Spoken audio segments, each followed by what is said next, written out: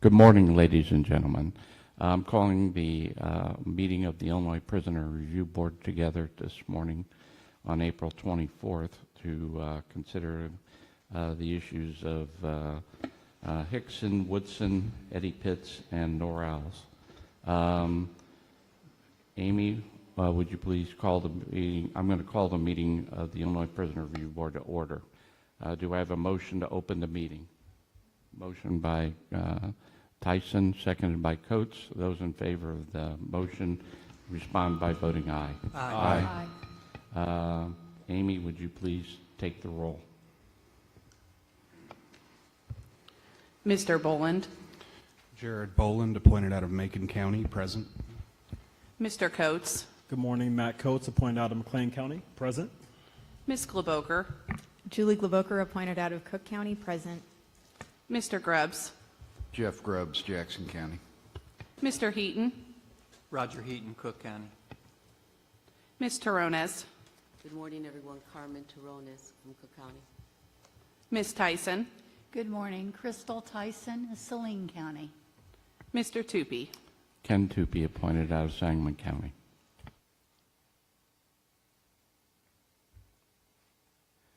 Eight members appearing to be present. I'm going to open the meeting to order. I have a motion to approve. Do I have a motion to approve the board minutes? Do we not? No motion for that. Okay, Amy, would you please call the first case?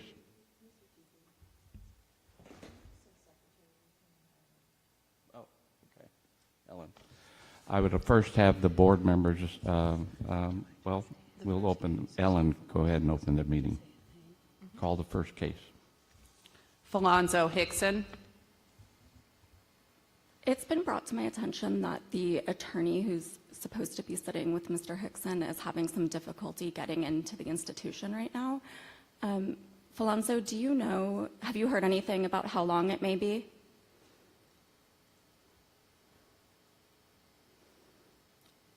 Or is there an officer in the room who may be able to answer this? Yes, ma'am. Yeah, they're, she's at the gate right now, and they're bringing the gate pass down so that she can come in. Okay, thank you. Well, Sounds like it'll just be a couple minutes.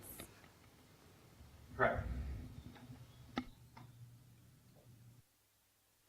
So do you want to wait, or do you ready to present, Mr. Coates? We can present. Okay. Yeah, I'll present. Okay. All right, good morning. On March 19th, 2025, I interviewed Mr. Falonzo Hickson via WebEx video at Danville Correctional Center. Mr. Hickson was present with his attorney, along with Jennifer Lackey, Jerfa Gerlin, John Ziegler, and Brian Johnson. A day prior to Mr. Hickson's interview, I spoke with Dr. Brooke Krishar, a forensic psychologist who conducted a forensic psychological evaluation on Mr. Hickson. I will share details on her report and more details regarding the behalf testimony that I received during his interview later in this presentation. Mr. Hickson's interview began at 9:04 a.m. and ended at 11:35 a.m. Mr. Hickson was put together with a blue buttoned-up shirt and prepared for the interview. Mr. Hickson presented a positive attitude and demeanor for the duration of our interview. He answered every question I presented and was a very articulate and productive communicator. Mr. Hickson shared he felt he was in good physical condition. The only presenting issue that he is having is with his loss in hearing in his left ear. In 2014, while at Stateville, a roach had crawled into his ear and caused an ear infection. And over the years, his hearing has gradually decreased, and he has had to receive routine treatment for it. He does use a hearing aid for that ear, depending on the setting he is in, so he can hear more clearly. In 2006, he had precancerous polyps on his vocal cords. He had them removed, and then they returned in 2013, and he had them removed. He had them treated and removed again. And those are the only major health challenges he spoke to. Regarding his mental health, Mr. Hickson shared he is a bit nervous for the interview.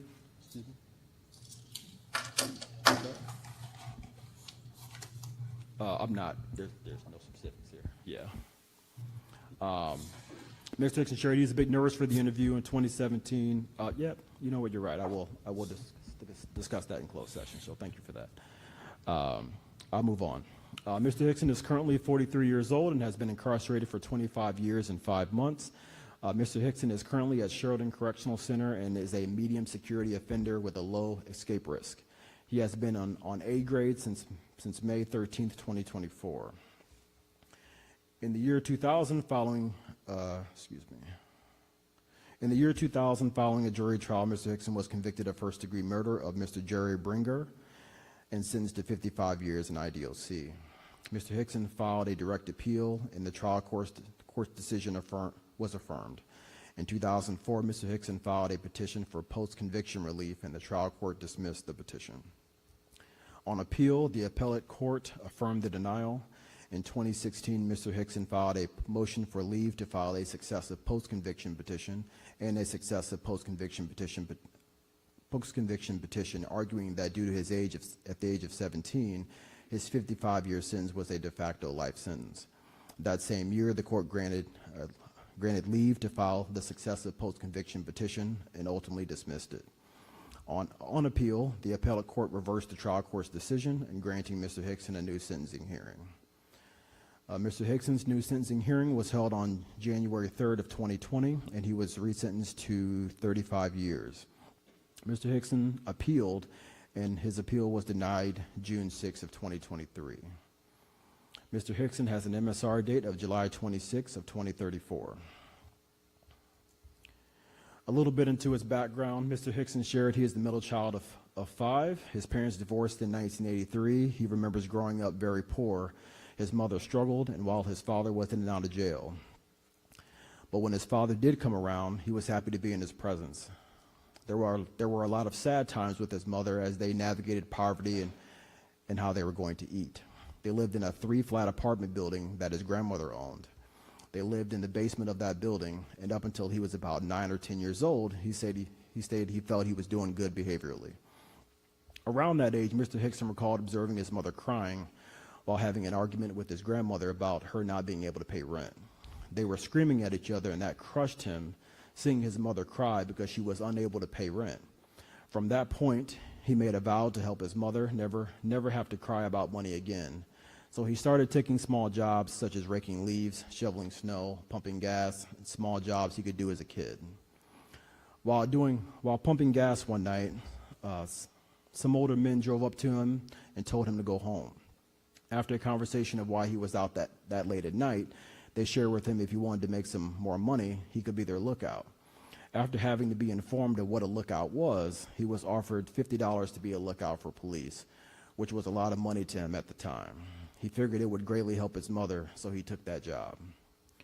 He started working security for local drug dealers. Every chance he could, he was taking his mother the money that he earned. The more he worked security, the more he became familiar with the individuals that were selling drugs. And then it reminded him of what he saw his own father doing out of his home, which was selling drugs. At that time, he thought that was why his father always appeared happy and always had money due to selling drugs. Being naturally influenced by that, Mr. Hickson began selling drugs as a young boy. Mr. Hickson's mother moved him to Trenton, New Jersey after his house was shot at while he was on the porch talking with some individuals he sold drugs for. They were talking when another car drove up. Words were exchanged between the people he was with and the individuals in the car, which led to them shooting at them towards the house. He was 10 years old at the time. While in New Jersey, he lived with his aunt and uncle on an army base. It was a strict atmosphere, and he felt he had adjusted well to it. Over time, he had become homesick and missed his family in Chicago. He started acting out, and knowing if he did, they would probably send him back home. And shortly after moving back to Chicago, he moved with his mother to Champaign, Illinois. At the age of 12, he was put in 5th grade, and his behavior started to change. He started to sell drugs as that was the only pathway to him to make money. He felt drugs was the best way to support himself at the time. In the months and days leading up to his offense, he was experiencing homelessness at the time and was couch surfing from one place to another. He figured if he was always supplied the party, drug, or alcohol, he would always have a place to stay. He found himself completing this cycle over and over, night in and night out. Each day he felt he needed to sell drugs, to purchase alcohol, to supply to people at parties so he would have a place to stay at night. He stated he didn't have direction at that time. He only had cousins in Champaign and no other family lived there with him when he went back down there from Chicago. Moving on to statement of facts. Regarding the statement of facts, there was no official statement of facts provided to our PRB agency after several attempts in requesting it. And now moving on to the statements as to the offense. In November 1999, at the age of 17, Mr. Hickson shared that he was still selling a small number of drugs at the time to support himself. He was starting to experience people turning his drugs down due to him having such small amounts. He started to become desperate and was losing opportunities for a place to stay. On November 12, 1999, Mr. Hickson was desperate to make a sale of crack cocaine due to needing a place to stay for the night. He was afraid he would be spending the night spending the cold night on the streets. Mr. Hickson saw Mr. Jerry Bringer, who was interested in buying the drugs. Mr. Hickson showed him the drugs, and Mr. Bringer took his wallet out, but Mr. Bringer said he wanted more than that, and Mr. Bringer said he wanted more than that than Mr. Hickson had at the time, and refused to purchase them. This interaction was taking place out inside of Mr. Bringer's car as Mr. Hickson leaned in from the passenger side window. At that time, Mr. Hickson's heart dropped as he was so close to making the sale. They argued, and in desperation, Mr. Hickson tried to grab Mr. Bringer's wallet. They began to struggle over the wallet when Mr. Hickson placed his drugs in his pocket and remembered he had a gun. Mr. Hickson thought he could show the gun to scare Mr. Bringer and then get his wallet. At this point during the interview, while Mr. Hickson was recalling his version of the offense, he became visibly emotional and took a minute to recollect himself, and then he proceeded. He goes on to state that Mr. Bringer, however, pushed the gun away, and in the heat of the moment, Mr. Hickson shot him, thinking he would be injured and he could just grab his wallet then. He initially thought he missed due to Mr. Bringer continuing to fight over the wallet, thinking if he shot him in the arm, he might drop the wallet.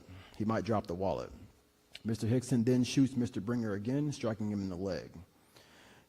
At this point, Mr. Bringer slumped over and he released the wallet. And Mr. Hickson was instantly terrified and jumped out of the car and ran without taking Mr. Bringer's wallet. Many days when he is reflecting on his past and when he recalls the offense, he plays that picture over in his head and he thinks of telling Mr. Bringer sorry and that he did not deserve that. That day can't leave his head. He has had a constant reminder that he took someone's life and he never thought he would ever have that title. While he was running away, he observed Mr. Bringer trying to put the stick shift car into gear, attempting to drive away, and then crashing his car. Afterwards, he ran over to give the gun to one of his older peers, to which he called his OGs, and he did that not knowing that the individual was a police informant, and that individual police informant turned him into police, which led to his arrest. And I would like to, at this time, go into closed session to discuss some privilege items.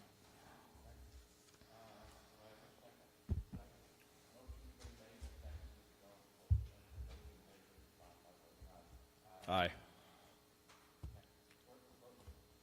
Ladies and gentlemen, I'm going to ask you to leave the room temporarily. Take all your belongings with you, and we'll have somebody call you back in when we're finished.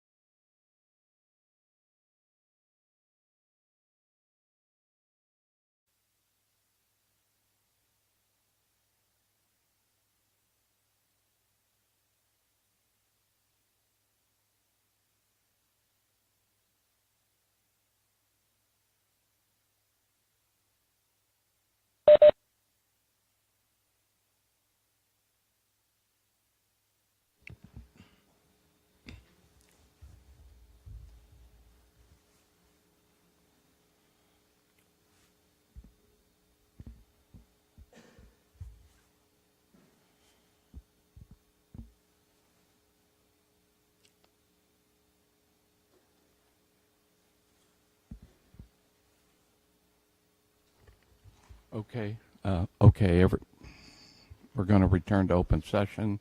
You wish to continue, Mr. Coates? Yes. All right. Thank you all for your patience. I'll now move to institutional adjustment. So starting with his disciplinary tickets, Mr. Hickson received 30 tickets total during his incarceration from 1999 to the present day. His first ticket occurred in 2001 for insolence. His sole fighting ticket came in 2002. Many of his tickets range from disobeying a direct order, unauthorized movement, theft, trading or trafficking, and contraband. Some of the tickets that stood out to me as being particularly concerning were his 2013 gang unauthorized organization tickets with the comments of STG literature, and his 2019 ticket for gang or unauthorized organization activity. I asked Mr. Hickson about both of those tickets, to which he shared regarding the 2013 ticket with magazine and books. There is a publication system where they approve or deny magazines. He had the book The 48 Laws of Power and The Art of War magazine. When he first purchased those books, they were not on the ban list at that time. Over the years, they became on the ban list, and so when an officer would complete shakedowns and then his cell was searched, if those books were found, they are ticketed, and those tickets fall under the range of STG literature.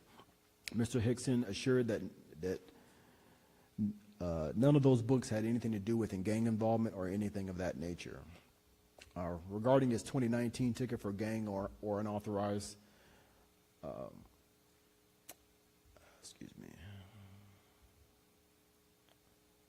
unauthorized organization, Mr. Hickson shared he worked in the school and he earned his GED in 2017. And in the process, he had the opportunity to be a teacher's aide. He took the job. While working in the school, someone had asked him to make copies of paperwork for him. A correctional officer shared with him that as long as he had the other person's ID and money voucher on him, he would be able to make copies. Another officer searched him and found the other person's property and ID. Also on his person was his sister's obituary, which he always had on him. They made a custom obituary about her life with several pictures, and the officer believed the images on the obituary were to be gang-related and issued him this ticket. Mr. Hickson's most recent ticket came in February of 2024 for insolence.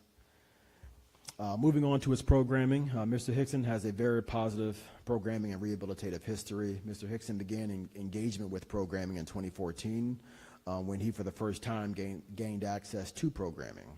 In the years prior, he was denied due to his release date. And Mr. Hickson earned his GED in 2017. And in 2018, he was accepted and enrolled in the highly competitive Northwestern University Prison Education Program.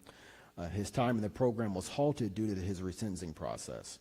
However, he has been re-enrolled in that program as of 2024. He currently has a 3.4 grade point average in that program, and Mr. Hickson has over 13 programming certificates and 8 earned program sentence credits certificates. And Mr. Hickson has completed the anger management course twice and has completed drug awareness program in 2021. The more he learned and participated in his education and programming, the more he has enjoyed it and developed a love for learning and helping others during the process. He shared with me he takes great pride in his education, and Mr. Hickson was able to articulate his involvement and his understanding of masculinity and vulnerability. He shared the value in learning about his traumatic past, his behavior, and understanding his thinking as a youth. Mr. Hickson shared he takes great pride in being the first person in his family to graduate from college and plans to continue his educational journey at Northwestern if paroled. Mr. Hickson has worked several jobs since he's been incarcerated. Some of those roles include working in the dietary department, being a painter, a laundry porter for his unit. He was also a staff cook at Pinckneyville for 2 years, which is a very trusted position. His top 2 jobs were being a teacher's aide and being a staff's cook. He is currently not allowed to work due to being a full-time student in the Northwestern's program. And next, I would like to briefly share some testimony that was given from the individuals that spoke on his behalf during his interview. First, Jennifer Lackey, a professor of philosophy and law at Northwestern University. She is also the founding director of the Northwestern Prison Education Program. She testified that the Northwestern Prison Education Program launched in 2018, and Mr. Hickson was a member of their first cohort of students. It was a very competitive and rigorous process to be accepted into the program. Last year, they had over 400 applicants throughout the state and only accepted 20. And one of the things that really stood out to her about Mr. Hickson is how teachable he is. Specifically, how receptive he is to feedback, how receptive he is to growing, and how he incorporates that into his work and into his life. Many students have struggled growing and overcoming intellectual or academic blocks or letting go of habits, and she was pleased to see that he did not have any of those challenges. She also explained he is a community builder, and he builds strong relationships within the community and lifts people up. Their program cohort model, which means that all 20 students spend each class together, and they all live in the same cell house together. If Mr. Hickson is released, he will be able to use this program as a resource in multiple ways, as he will be able to remain a student cost-free. He would also have access to all of the university's resources on campus, such as the library, the gym, the writing lab, and that's just to name a few. He would have free mental health care at the Family Institute at Northwestern, and also connection with the mentorship with alumni. She said he is about 1/3 of the way through the program. When he started in 2018, shortly after he was forced to drop the program due to him being remanded for resentencing. Once that process concluded, she worked for several years to get him back into the program, and he started the program again in 2024, and he had to re-enroll. He had to go through all the application process all over again. In her time with him, she feels he is an outstanding candidate for parole, and they are prepared to support him in any way he needs support upon release. Next, Jerfa Gerlin, who is a graduate student at Northwestern and a volunteer with the Northwestern Prison Education Program. She has known Mr. Hickson for about a semester, and he is easily top 5 when it comes to thinking about an impact that a student has made on her. She shared with me, normally speaking, she would not feel comfortable providing a support in this way due to knowing it takes time to build rapport and trust, given the short amount of time she's known Mr. Hickson. But in her engagement with him in just a few hours a week, one thing that stood out to her about him is in his ability to be vulnerable. Talking about his emotions, talking about complex feelings, discussing his past, which is tough, they are able to talk to the fullest extent about growing as a person and nurturing that vulnerability.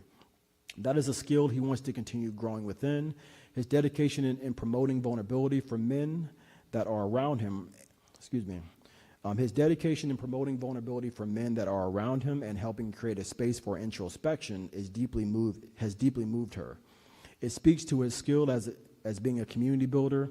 His ability to uplift other students to help them along has been impactful. And she feels he will apply those same strategies upon release. Next, John Ziegler, the director of the Egan Office of Urban Education and Community Partnerships at DePaul University. He is also an instructor in the Inside Out program, among other courses. He was part of the initial cohort of the Inside Out program at Stateville. He helped students have an intellectual conversations about their own life, decisions, challenges, and connecting to a change in thinking. He teaches masculinity, justice, and law course. The main piece, his course provides an opportunity for students to look at society in a more robust way. Specifically, his goal for his students is to be a part of the solution in solving problems, community problems. He had Mr. Hickson in his 2016 class, and his class was project-based. Mr. Hickson was a phenomenal student. He found him to be a curious student that asked a lot of questions. He loved the process of learning new information and he took every opportunity to ask questions. Mr. Ziegler was moved deeply by his selfless attitude and reflections when looking over some of his writing examples. What stands out most to him is he's always thinking of others instead of himself. Mr. Ziegler felt Mr. Hickson will be very successful moving forward in what he chooses to do.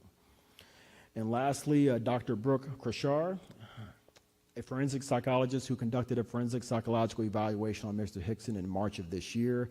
She spent about 5.5 hours with him during his assessment, diving into trauma he sustained in his youth, his work towards rehabilitation, his current outlook and mindset, his risk levels upon release. The summary of her assessment, and I'm merely summarizing it, noted that Mr. Hickson's behavior and adjustment in prison suggests that he will not require much in the way of professional service plans designed to manage violence risk. He scored low in her assessments that pertain to risk factors. Her report stated his compliance in prison further indicates that he should have minimal difficulty with adhering to conditions of release. She found it to be noteworthy to share that Mr. Hickson plans to live at St. Leonard's rather than live near his family, which may still present negative influence to him. His decision to parole where he will receive the most support is positive. Lastly, Mr. Hickson's ability to ignore negative influences in prison, as well as his commitment to education and personal development, should mitigate any risk he may encounter during parole. This statement referred to research that suggests risk factors are higher for a person upon reentry if they are living in a shelter or halfway house, as opposed to living with family. After touring St. Leonard's myself, I can affirm that it is a positive reentry environment. Mr. Hickson also had 3 letters of support from his peers, including a meaningful one from his son. Moving on to parole plans. Upon release, Mr. Hickson plans to enter St. Leonard's Ministries in Chicago. This is corroborated in his petition, as his file contains a letter from St. Leonard's stating he has been screened and approved for placement once he is paroled. He wants to be closer to the Northwestern campus in Evanston so he can utilize the resources on campus. Mr. Hickson will also receive support from Eric Anderson at Precious Blood's Ministry, along with strong support from the Northwestern University program. His son, who was 26, he shared and is a security guard in Chicago, and his son is having his first child, and he wants to be a positive grandfather. He wants to be close to his son and be a part of his everyday life. He shared with me when he went off to prison, his son was about 6 months old, and so he wants to further that relationship and be more a part of his everyday life. I did not see in the file opposition to parole release at this time. And then on Banc history, this is Mr. Hickson's first time appearing before the board for parole consideration. And Mr. Tooby, that is my conclusion of my presentation. I yield back to you, and I'm happy to answer any questions or defer to his counsel, Ms. Jackson, for her presentation. Does anyone have any questions for Mr. Coates at this point? All right, then we'll turn it over to the attorneys to make their presentation, and then we'll open it up for questions. Thank you, Mr. Tupi. Before I get started, I know we have a number of supporters here for Falonzo. Can I ask them to stand? We actually need to swear all of you guys in as well.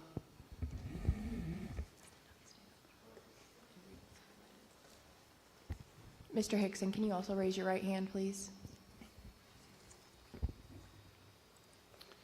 Do you solemnly swear that the testimony that you will give in this hearing will be the truth, the whole truth, nothing but the truth, so help you God? I do. Yes. Thank you. And we only have 2 people speaking on behalf, correct? I've already worked this out. With who? Mr. Tupi, is it okay? Will they stand? I thought you were going to have them stand. Yes. May I ask that the Northwestern, the supporters here stand for Mr. Hickson?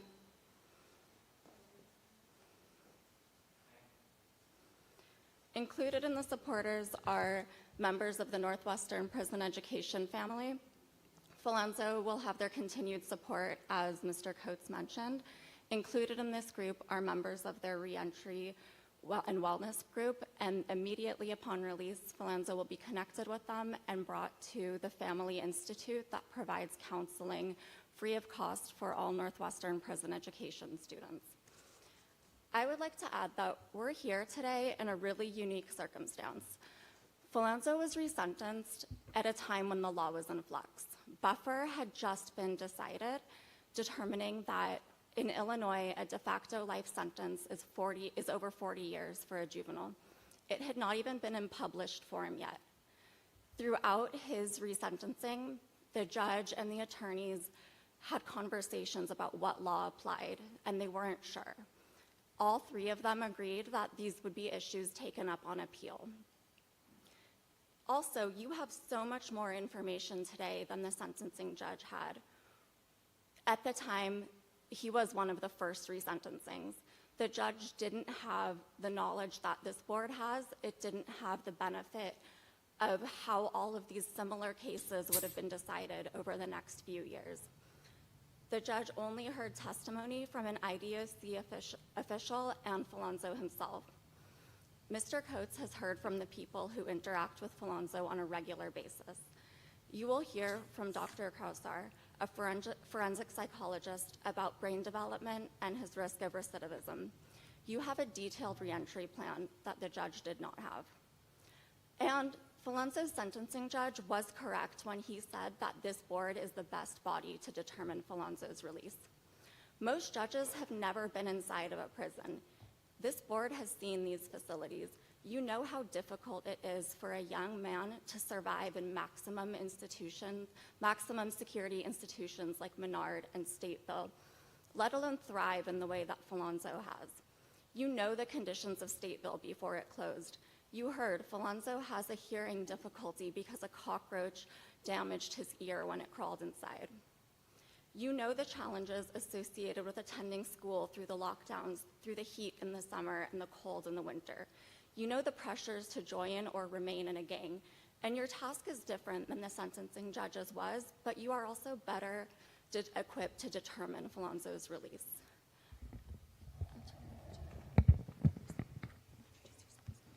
Thank you. My name is Taylor Markison, and I'm an attorney with Reed Smith, LLP. About 1 year ago, when Marissa approached myself and Reed Smith about partnering on this case, we were immediately compelled by his story.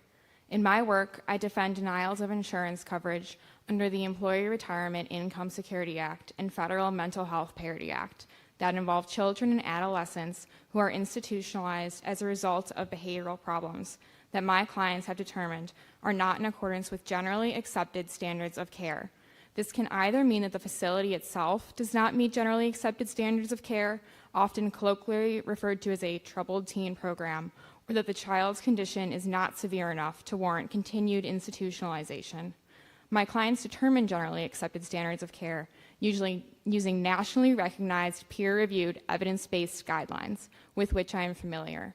I was disturbed to learn that Falonzo spent all but 8 months of his life from the age of 13 in a detention center for a drug possession case. Upon reviewing his case, I know that we would never do that to a child today. When Falonzo was released, DCFS had removed all the other children from his family's home. Falonzo slipped through the cracks because he was in juvenile detention. He returned to that home. Today, we know that incarcerating children that young and for that length of time does more damage to them, exactly like this. We know how disruptive this is to a child's formation. For that reason, it is at odds with all generally accepted standards of care, and any reputable, peer-reviewed, evidence-based guideline developed and used by a licensed behavioral health practitioner would not do that. We know that children who are incarcerated and institutionalized are 3 times more likely to be reincarcerated as adults.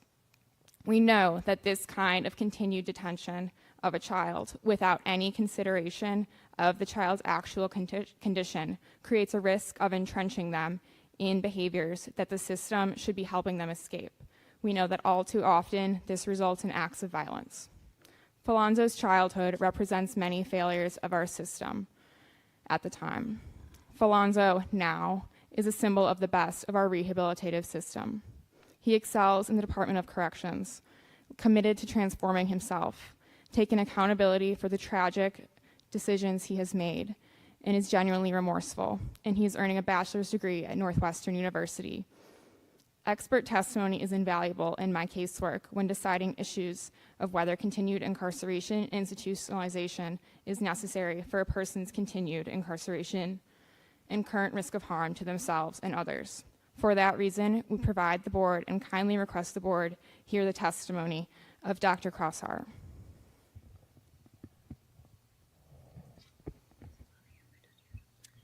Hi, thank you. My name is Dr. Brooke Krausar. I'm a forensic psychologist. I've been working in the field of mental health for about 30 years. I trained at John Jay College of Criminal Justice, as well as the University of Denver and Yale University. My areas of expertise are incompetency to stand trial, criminal responsibility, capacity to waive Miranda, trustworthiness of confession, juvenile waiver and certification hearings, as well as juvenile development. Adolescent development. I have testified 36 times in the state of Missouri and Illinois. In Illinois, I've testified in Madison County, St. Clair County, McLean County, Jefferson County. I will testify in Sangamon County later in the next couple of months, and in DuPage County, I think in August.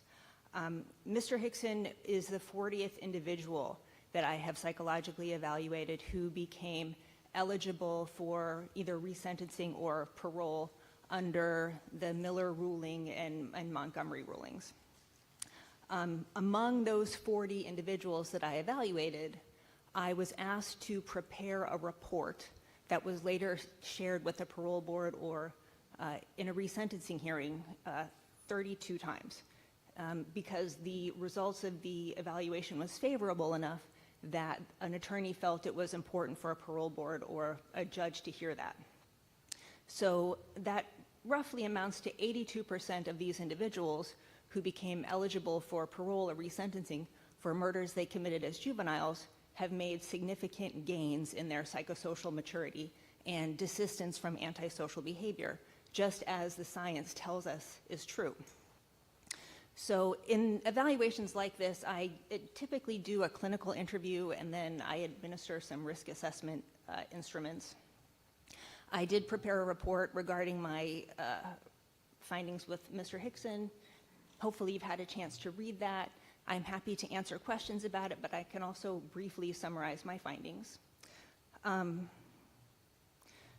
So in the clinical interview, I'm asking all kinds of questions about their life history, but I'm also administering some risk assessment instruments. One of those is called the Hare Psychopathy Checklist.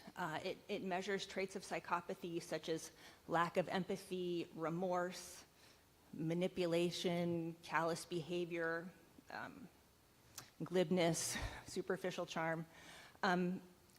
In the Hare Psychopathy Checklist, the score can go from 0 to 40. Scores of 30 and higher are considered to be very high in psychopathic traits. Scores of 20 and lower are considered to be a distinct lack of psychopathic traits. And I should mention that the reason why I administer this instrument is because psychopathy is considered to be a risk factor. It's part of a risk assessment. So Mr. Hickson's PCLR score was 13.7, so 13.7 out of 40. That falls in the 18th percentile compared to other North American prison inmates. So that score is far below the prototypical psychopathy score, which is, again, designated as a score of 30 or above.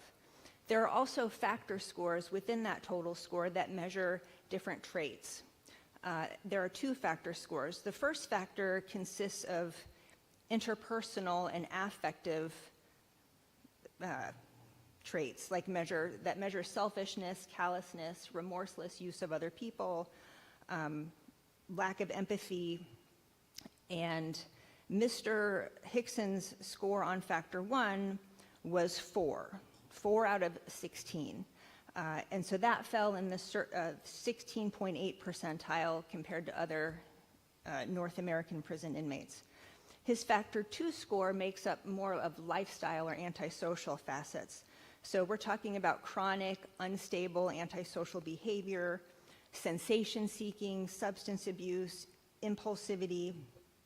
So individuals with higher factor 2 scores tend to be found to be higher at risk for future violence or recidivism in the community. Mr. Hickson's factor 2 score was 8.5 out of 20, which is in the 30th percentile. It's actually not unusual among this population to have a little bit higher factor 2 score because of the history of delinquent behavior during youth or different what we call criminal versatility during youth. We do have to take that into consideration in the scoring, so that can raise a person's score on factor 2, but Mr. Hickson was very low on impulsivity. He was low in stimulus seeking. He has been sober for 25 years, so he's very low on substance abuse. So those were factors that lowered his score. I also administered something called the Personality Assessment Inventory, which is a personality test that measures a person's current psychological functioning. It's an objective personality assessment that measures a person's psychological adjustment, their characteristic traits and behaviors, and it can provide diagnostic considerations. The test also has built-in validity scales that measure the examinee's honesty of responding and their test-taking strategy. So it measures whether or not the individual is paying attention to the test items and answering them in a consistent way. And it's also able to determine if a person is being honest in their approach or trying to manipulate how they come across. So for instance, it can pick up if a person is trying to lie or exaggerate their problems, or they're trying to what we call fake good and deny or minimize having any problems. So Mr. Hickson's profile showed that he appropriately attended to the items. He paid attention to what they meant. It also showed that he took a very honest approach to the test, that he did not try to manipulate the results in any way. When it comes to what's called negative impression management, which is exaggerating problems, he scored within the normal range. And when it came to positive impression management, which it measures faking good, denying problems, pretending to be better off than you are, he again scored in the normal range. So very, very honest in his approach. The clinical profile showed that he scored high in anxiety, which we would expect given that he participates in counseling and therapy at the institution where he's at, and he receives medication for generalized anxiety and an unspecified depressive disorder. So Mr. Hickson is what we would call worried well. He doesn't have any major psychopathology, but he does receive treatment for minor depression and just generalized worry. And he takes a low dose of an antidepressant medication and responds well to the treatment and is very compliant. But consistent with that history of being treated for depression and anxiety, his score was elevated in anxiety, just like we would expect. He also, the other elevation was in the area of alcohol and drug use based on his history, because he answered those questions very honestly. And so he was able to identify that his youthful problems with substance abuse caused a lot of negativity in his life and caused a lot of problems for him.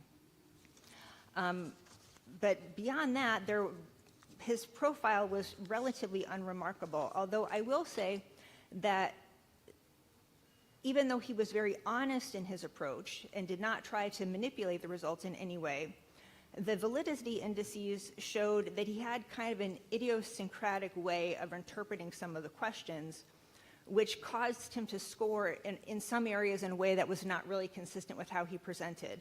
But because the validity indices showed that he was very honest and straightforward in his approach, those unusual findings seemed to be the result of interpreting some questions in a unique way. So for instance, one of the things that came up that I would not have expected, which was very inconsistent with his presentation, is that he came across as being kind of grandiose on the test, but he's not that way in person. He's confident in himself, but I guess the way he interpreted some of the questions caused him to score high on that level. And he also scored high in traumatic stress, which would be consistent with his history.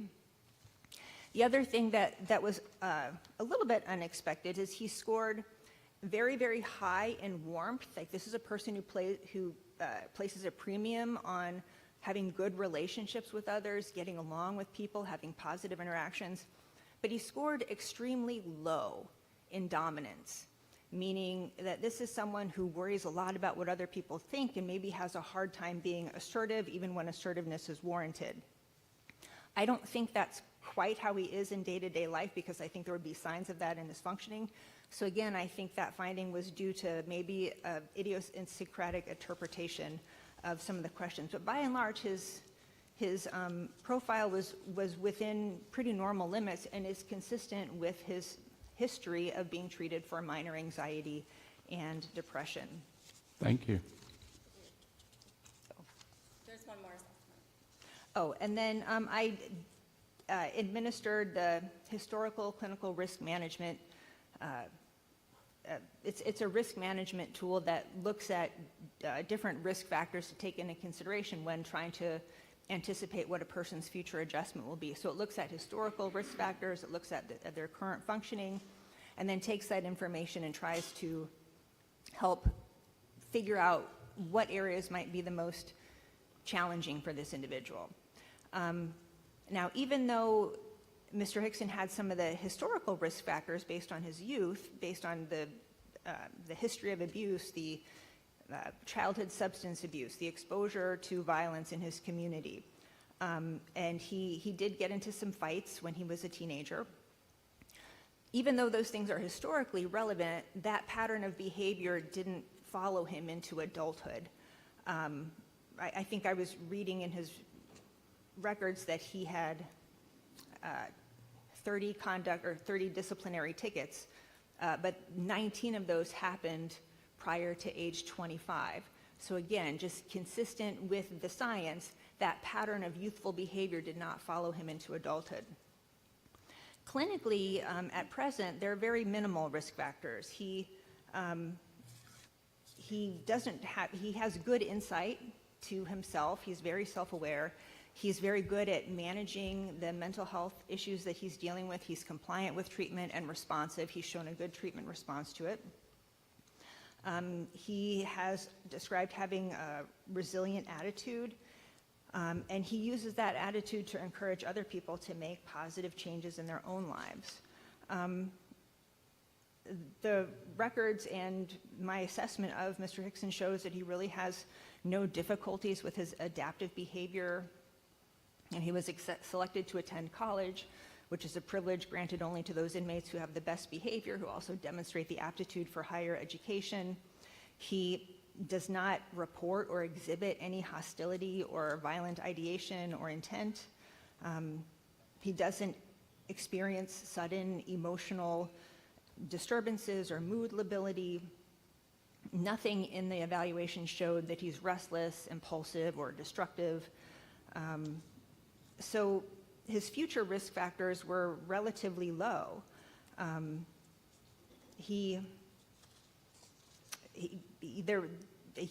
As was stated, he's not going to have any difficulty following a service plan. He's able to function well and follow the rules in prison, which means that he should be able to follow the rules in the community as well. So I think following those earlier years in the Department of Corrections, the results indicated that Mr. Hickson has occupied himself constructively and pro-socially. He renounced his gang affiliation. He's been sober for 25 years. He has skillfully managed his diagnoses of depression and generalized anxiety by complying with the treatment. His disciplinary actions since age 26 have been infrequent. There have been long periods where there were no infractions. For instance, I think the first 19 tickets happened by age 25. Between the ages of 26 and 30, he had 1 ticket. From 2019 to 2024, he had 0 tickets. So again, that's very consistent with the science, showing that people outgrow and desist from this behavior. He has completed his GED, enrolled in college, been very industrious in his work roles. He's held positions of trust. And so there was really not much in the risk assessment to show that he would be at risk to society. And then when you look into the static factors like his age, research has shown that the older people are when they are paroled, the greater their success on parole. Their adjustment in recent years is also predictive of parole success. Yeah, I think that's basically the summary of my report. Are there questions? No. We'll open it up for questions in a minute, but I think you ought to have your client testify at this point. Alonzo. Yes, ma'am. Has he been sworn? Yeah. Yes, ma'am. Are you ready? Good afternoon, ladies and gentlemen. I hope everybody is doing well. I would like to start by thanking Mr. Coates. On March 19th, He interviewed me, and just like today, I was very nervous. The whole process put me at ease, and I was able to open up about parts of my life that brought me to tears. But the most part was Mr. Coach listened and heard me. So thank you, Mr. Coach, for making me feel like a human being instead of an ID number. At the age of 17, I was far from the man who stands before you today.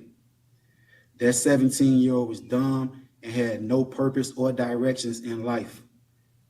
On November 12, 1999, that led me to making the worst decision of my life. A decision that resulted in another human being losing his. The man that stands before you today takes full responsibility and accountability for my actions on that night. I have thought about my actions every day, and I wish I could talk to my younger self. I tell him to get out the streets and never touch a gun. For so long, I wanted to apologize to the Brenica family, but I never had the chance until 2019. After being told that I would have that chance to make a statement today, all I could think about was being grateful for the opportunity to apologize again in the setting that the Brenicas might see. But there is no words that can express how sorry I am. So to the Brenica family, I'm deeply sorry for my actions that took your loved one away from you. My heart sinks knowing what I've done and the pain that I've caused. It's a hurt that I must live with every day for the rest of my life. But it does not compare to the hurt that I know you feel. I ask for your forgiveness, and I fully understand if I don't get it. I want you to know I made personal vows, which is to always be apologetic and remorseful, and do my best to prevent kids from venturing down the same path I was once on. I really look forward to working with Precious Blood Ministries of Reconciliation and the Northwestern program to tell my story and show them how that path ends. My message is clear to today's kids. I have been down that path you on, and it leads to nothing but pain. The streets are full of lies and tragedy. I truly believe that because of my experience, the children will listen to me. I promise to never shy away from telling my story or answer any questions if it means preventing another family from experiencing the pain I've caused the Brenicas. I'm in a unique position of being able to talk about causing harm and experiencing it. In 2016, I lost my sister to gun violence. She was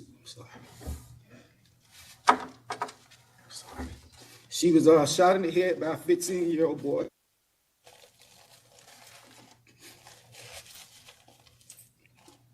I can't help but to imagine how his life was growing up and what type of trauma he had been through. In upon further research, I found out that he had no father. His mother was in and out of prison. He was from foster home to foster home, as well as a runaway. A bad breakup between kids resulted in him finding a gun and fired into the same house that he often slept. My sister was hit in the head as she got up off the floor to shield my nephew who was on the bed. I'm sorry. After the boy found out what he'd done, he broke down crying because my sister treated him like a son. I pray he spend his time doing everything he can in order to better himself and educate himself on the dangers of guns. I hold no bad feelings towards him because I was like him. I understand him and I know how he felt. The same pain that I have caused, I have experienced. My sister died a hero, and I miss her every day. She is my motivation and inspiration in all my success, and she will continue to be. To the members of the parole board, I would like to let you know I appreciate this opportunity to be heard and have a second chance at life. a second chance at life with the tools that I have learned to use to be a productive citizen and to be successful. I'm very grateful to my family and to my friends, my Northwestern family, and St. Leonard's and Precious Blood Ministry. I'm grateful for the support. I would like to let you guys know that y'all contributed in some type of way to the man that I am today. I have no doubt in my mind that as long as I got y'all by my side, I would pass any test that life has in store for me. Sorry. Members of this parole board, if you can find it in your hearts to give me a second chance, I promise y'all I would not disappoint any of you. I thank y'all for the time and consideration.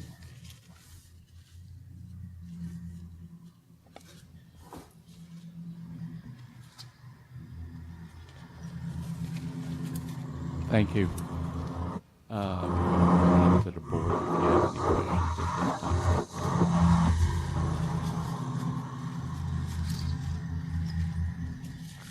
Dr. Verboker. Sure. We've heard quite a bit about your history in the institution, of course, some of the tickets, but also some of the positive activities that you've engaged in. I would love to hear more. You know, unfortunately, out here, homelessness still exists, joblessness still exists, all the stressors of life, and you know, how you anticipate supporting yourself, what you've kind of explored in terms of how to navigate some of the stressors on the outside. If you can share a little bit more about your parole. Can you hear? Can you all hear us? Board member Globoker, we're having a hard time hearing. There's a lawnmower outside, and I know that he's got a hearing disability and the internet connection's a little choppy. Would you mind repeating your question? Sure. First, I'll ask directly, just in terms of potential employment or supporting oneself. I know that's a challenge. If you can help ask if he's thought in terms of employment.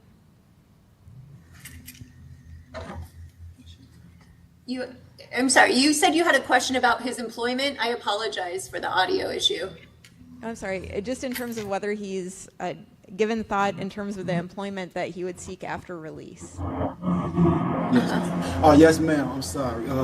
Yes, I spoke with the intake manager at St. Leonard's Ministries, and he assured me of the programs they had in place. And one of the programs was on-site training. He asked me what field I was good in, and I let him know that I had a certificate in custodial maintenance that I've received from juvenile prison, and I also continued that in here. So I do floors, buffing, and stripping, and I'm also a cook. So he let me know that they have programs in place that can help me get to any one of those fields if I choose to, whichever field that I choose. Thank you for that. And in terms of thinking about the stressors, the stress that individuals face on the outside, how do you anticipate dealing with those moments of stress? Leaning on my family that I have with Northwestern and St. Leonard's. As I said earlier, I have no problem with asking for help when need. Northwestern has let me know that anything there's no limits, along with St. Leonard's and Precious Bloods. So I have no doubt in my mind that any type of stress or roadblocks I come across, I'll be able to succeed. Thank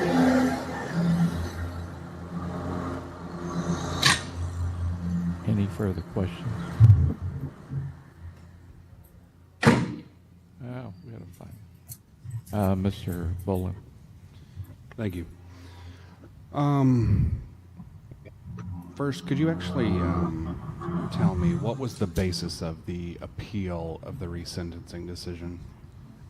There were a number of issues at the time that they were appealing, one of which was during that period there was a decision that had come out of a different circuit that was stating that truth in sentencing did not apply to those who were under 18.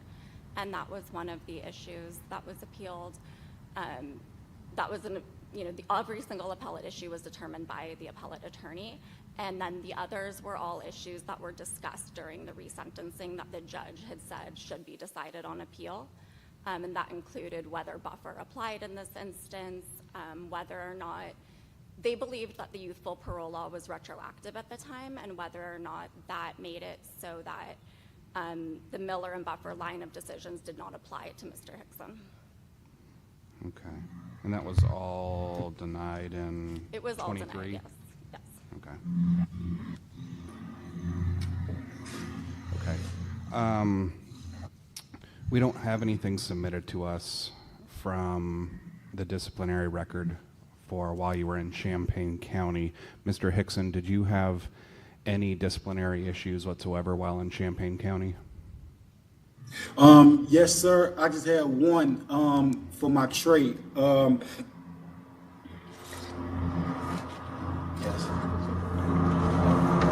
was passing out the trays to us, and one of the inmates walked past and bumped me, and the tray fell out of my hand.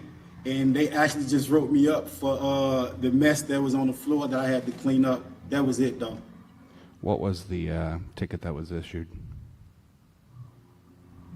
They didn't have specific charges. It just stated that I made a mess on the floor and I needed to clean it up. The punishment was just going out, getting the mop and broom and cleaning up the tray that fell. Okay, so no actual disciplinary actions? No, sir. Okay. We've talked a little bit about the fact that you did have a number of tickets leading up to 2019, and then upon your return, you did have 2 just last year in 2024. I recognize that one of them is pretty clear that it was foul language use, but I wonder if you could give me more information. I know you gave a version in your petition, but why would this staff member have felt harassed by your actions, do you think? What was going on? I was a teacher aide. I'm sorry. Go ahead. Thank you. I was a teacher aide. I've been up there for some time. My teacher was sick. She was crying profoundly. And when she got back, I asked her, was everything all right? And she informed me that her daughter was sick. I told her that the art room downstairs does art, and we can make something for her daughter to make her feel better. She told me that would be okay. Her daughter loves unicorns and rainbows. I went downstairs to the art room and had them to make a poster that said "Get well soon" with unicorns and rainbows on it. I gave it to the teacher. The next day, the staff seen it in her class and asked her who gave it to her. And she told him exactly what happened. And he told her that she couldn't do that and that a ticket had to be issued. I apologized and let them know that was not my intentions. It was just a mere gesture of a get well soon. And the warden noticed it. He called me for a meeting, and he went over everything. And upon further review, he reinstored me back into grade, A grade from C grade because of that ticket. He understood that it was just a good gesture taken back. Okay. Do you remember reading the ticket or what the basis was argued for the harassment piece of it? Yes, sir. It said exactly what I just said, sir. Okay, just that she felt harassed by the gift? Yes, sir. Okay.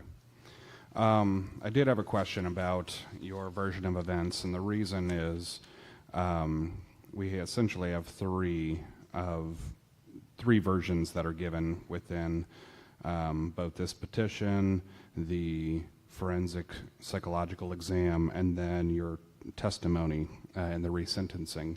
And the reason I bring it up is within the petition, you state that you were selling the drugs that night in order to make money for a place to stay, that you had shot at the individual and then ultimately shot him in the leg, attempting to take the wallet.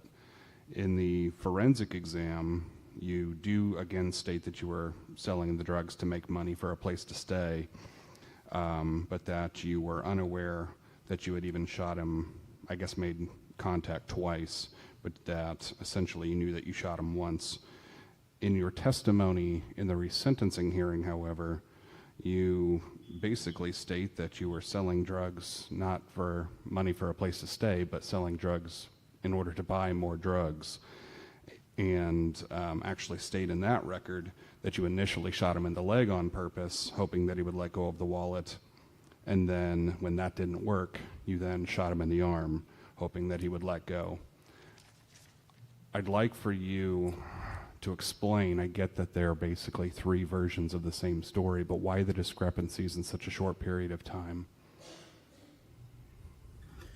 I have no recollection of saying I shot the in the leg to let go of the wallet. I've never shied away from telling my story. The story was when I tried to sell the drugs, it was to buy drugs to find a place to stay. Because of the friends that I was staying with, I would give them alcohol and drugs just to have a place to stay over their place. That was the purpose of selling the drugs. The money that I was getting from the drugs was actually going to buy alcohol and marijuana. Okay. For board members who are curious where that last piece is coming up from, it's from the transcript, page 130 to 132, roughly. I don't think I've got any other questions at this time. Thank you. Julie, do you have another question? I do. There was also a reference in the resentencing hearing that at the initial trial, there may have been some testimony that this was actually motivated by a rivalry, that there had been some prior interactions with the individual that was killed. Can you illuminate that at all in terms of whether you knew the individual or whether there had been any past conflicts, or if this was, I welcome any additional information. No, ma'am. I never knew the individual. That was the narrative that was in my previous trial. The person that I gave the murder weapon to, I never told them exactly what happened. I told them that I was shooting at some rival gang members because I didn't want them to know what happened. That was the statement I gave in 1999. I appreciate that. That does explain at least where that discrepancy came from. Thank you. Yes, ma'am. Any other questions from board members? The only question I have is, you got your GED in 2017, and you've taken anger management and drug awareness programs, and it said you were enrolled in Northwestern University program. What are you doing with Northwestern? I'm on a course to get my bachelor's in social science.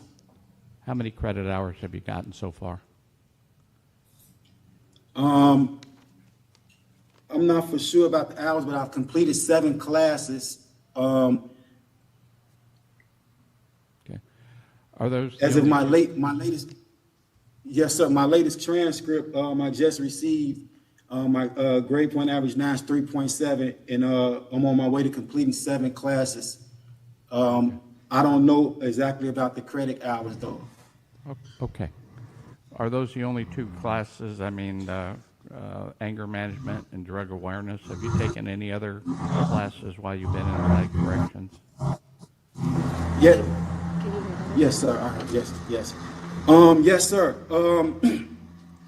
I took Thinking for a Change. I took that in Pinckneyville. Aim Higher. Of course, drug awareness, substance abuse, dual diagnosis, creative writing, masculinity of justice from DePaul University, transformation of justice from Benedictine University, and critical thinking in Danville Correctional Center. Okay, thank you. I have no further questions. Does the board have any further questions for either Mr. Hickson or the witnesses at this point?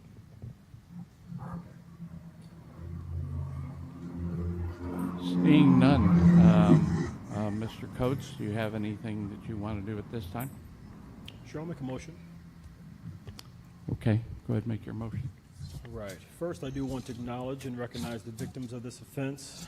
Even without opposition, I recognize the pain and the forever impact the loss of Mr. Jerry Bringer would have on the community as well as his family.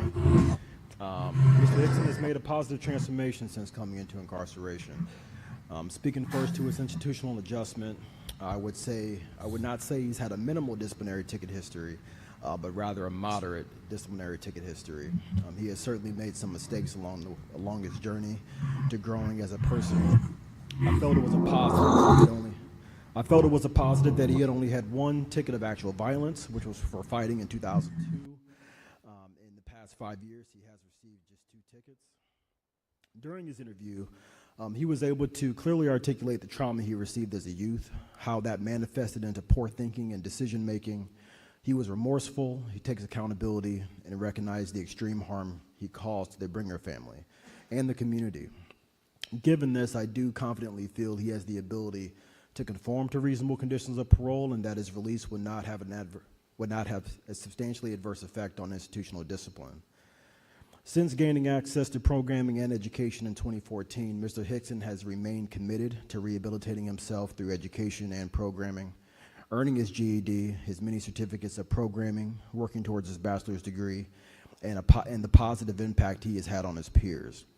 I was profoundly moved by the impact he had on the Northwestern University prison education program and their community. His growth as a person from who he was at 17 years old to who he is now, I feel is meaningful.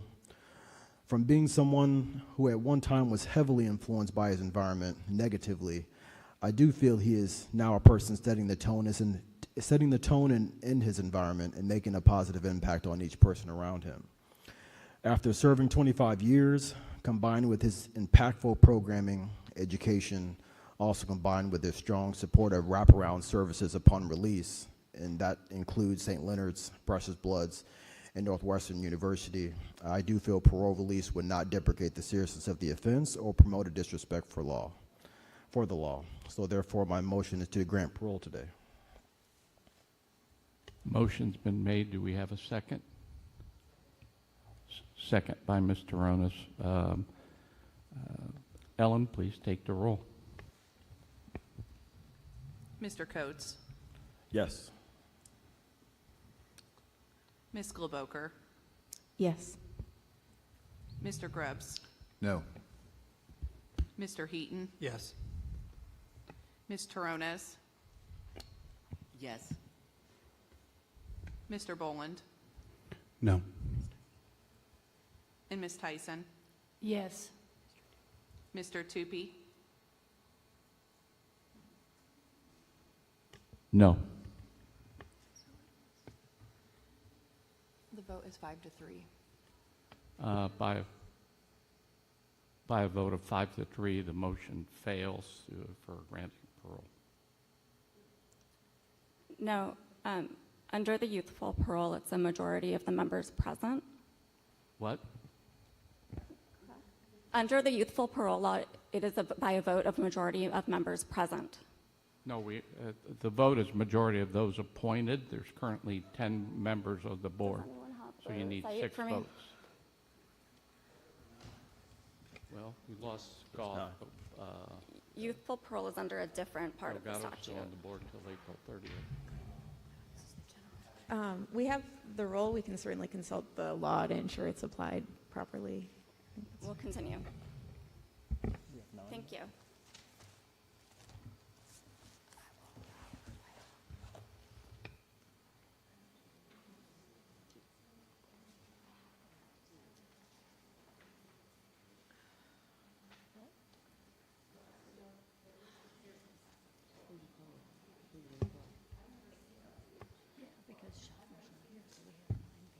It is the youthful parole. I'm pulling it right now.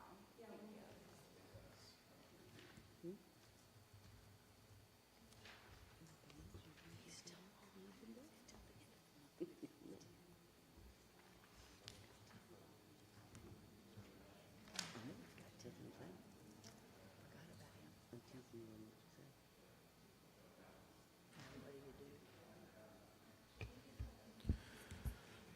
you. Mr. Hickson, please be patient with us. We're going to figure this out.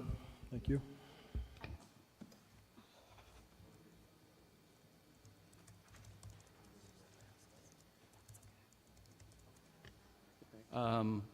At this point, we'll take a short break, everybody, take 5 minutes, and then we'll call the next case.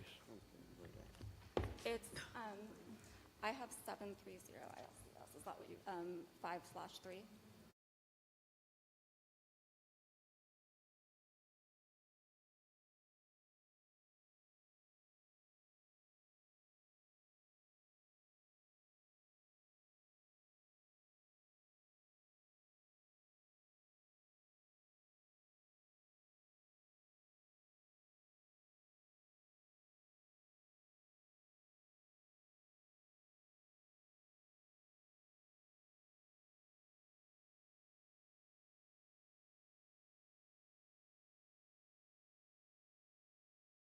You got a printout of those, and at this point, we'll have to take a look at the law and review it. But for Thank you. parole, it's I will. always been a member, all the members appointed.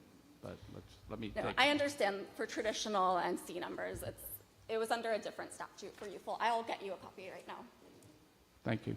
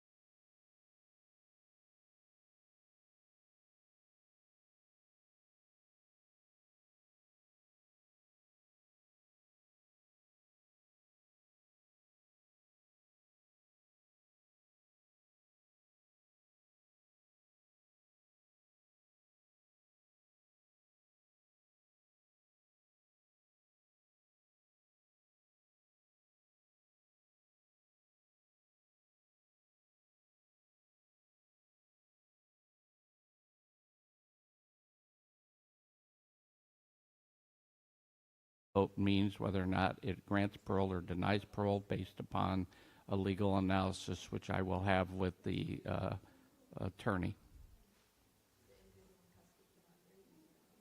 Oh. Is he?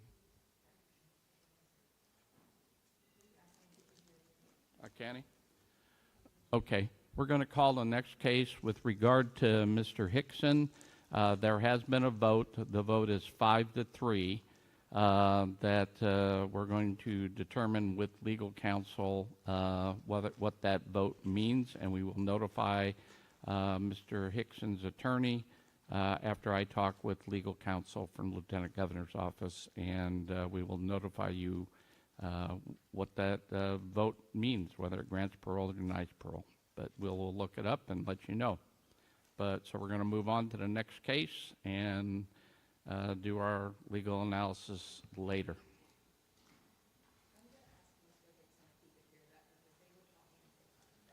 Mr. Hickson, can you hear this? Hello? Mr. Hickson? Can you hear us?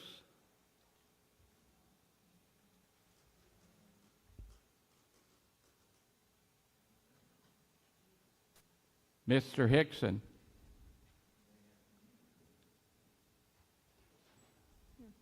Mr. Hickson, can you hear us?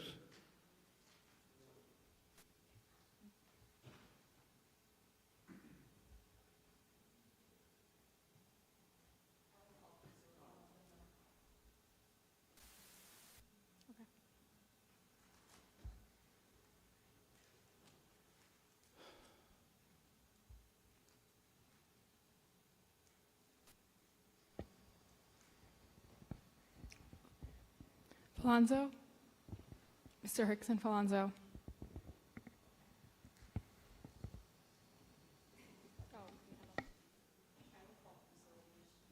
Okay, let him know.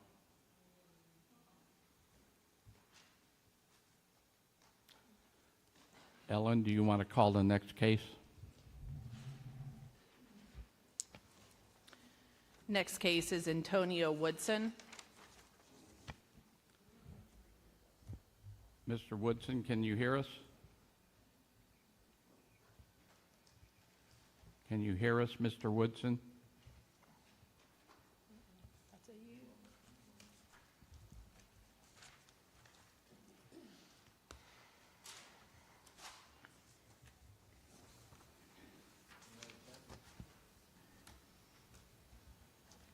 Mr. Woodson, can you hear us?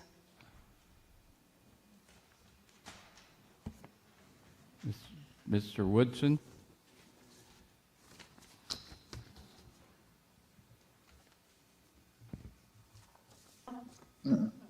They were asking. Can you hear us? Mr. Woodson, can you hear us? He's unmuted. Yeah. I mean, your video's open. Hey. I'm not sure what. I think it might be on their end. We can hear her, but we can't. Can you hear us? Yeah. Okay. No, I think they were tagging one another.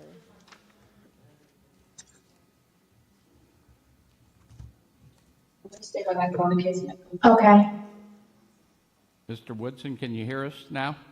And it worked earlier when they checked in.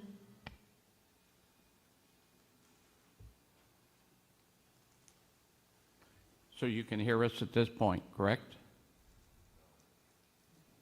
No.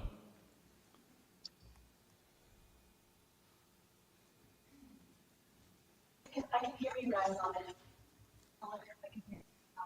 But he can't hear them. Yeah. Yeah, we can't hear that. We can't hear you, but you can hear me. Yes. Okay, there we go. Now we can hear you. Okay. So you can hear us now. Yes, thank you. All right. Let's proceed to the next case. Have the witnesses been sworn at this point? All right. Call the next case.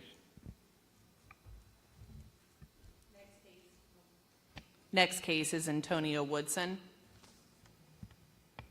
Okay. Ms.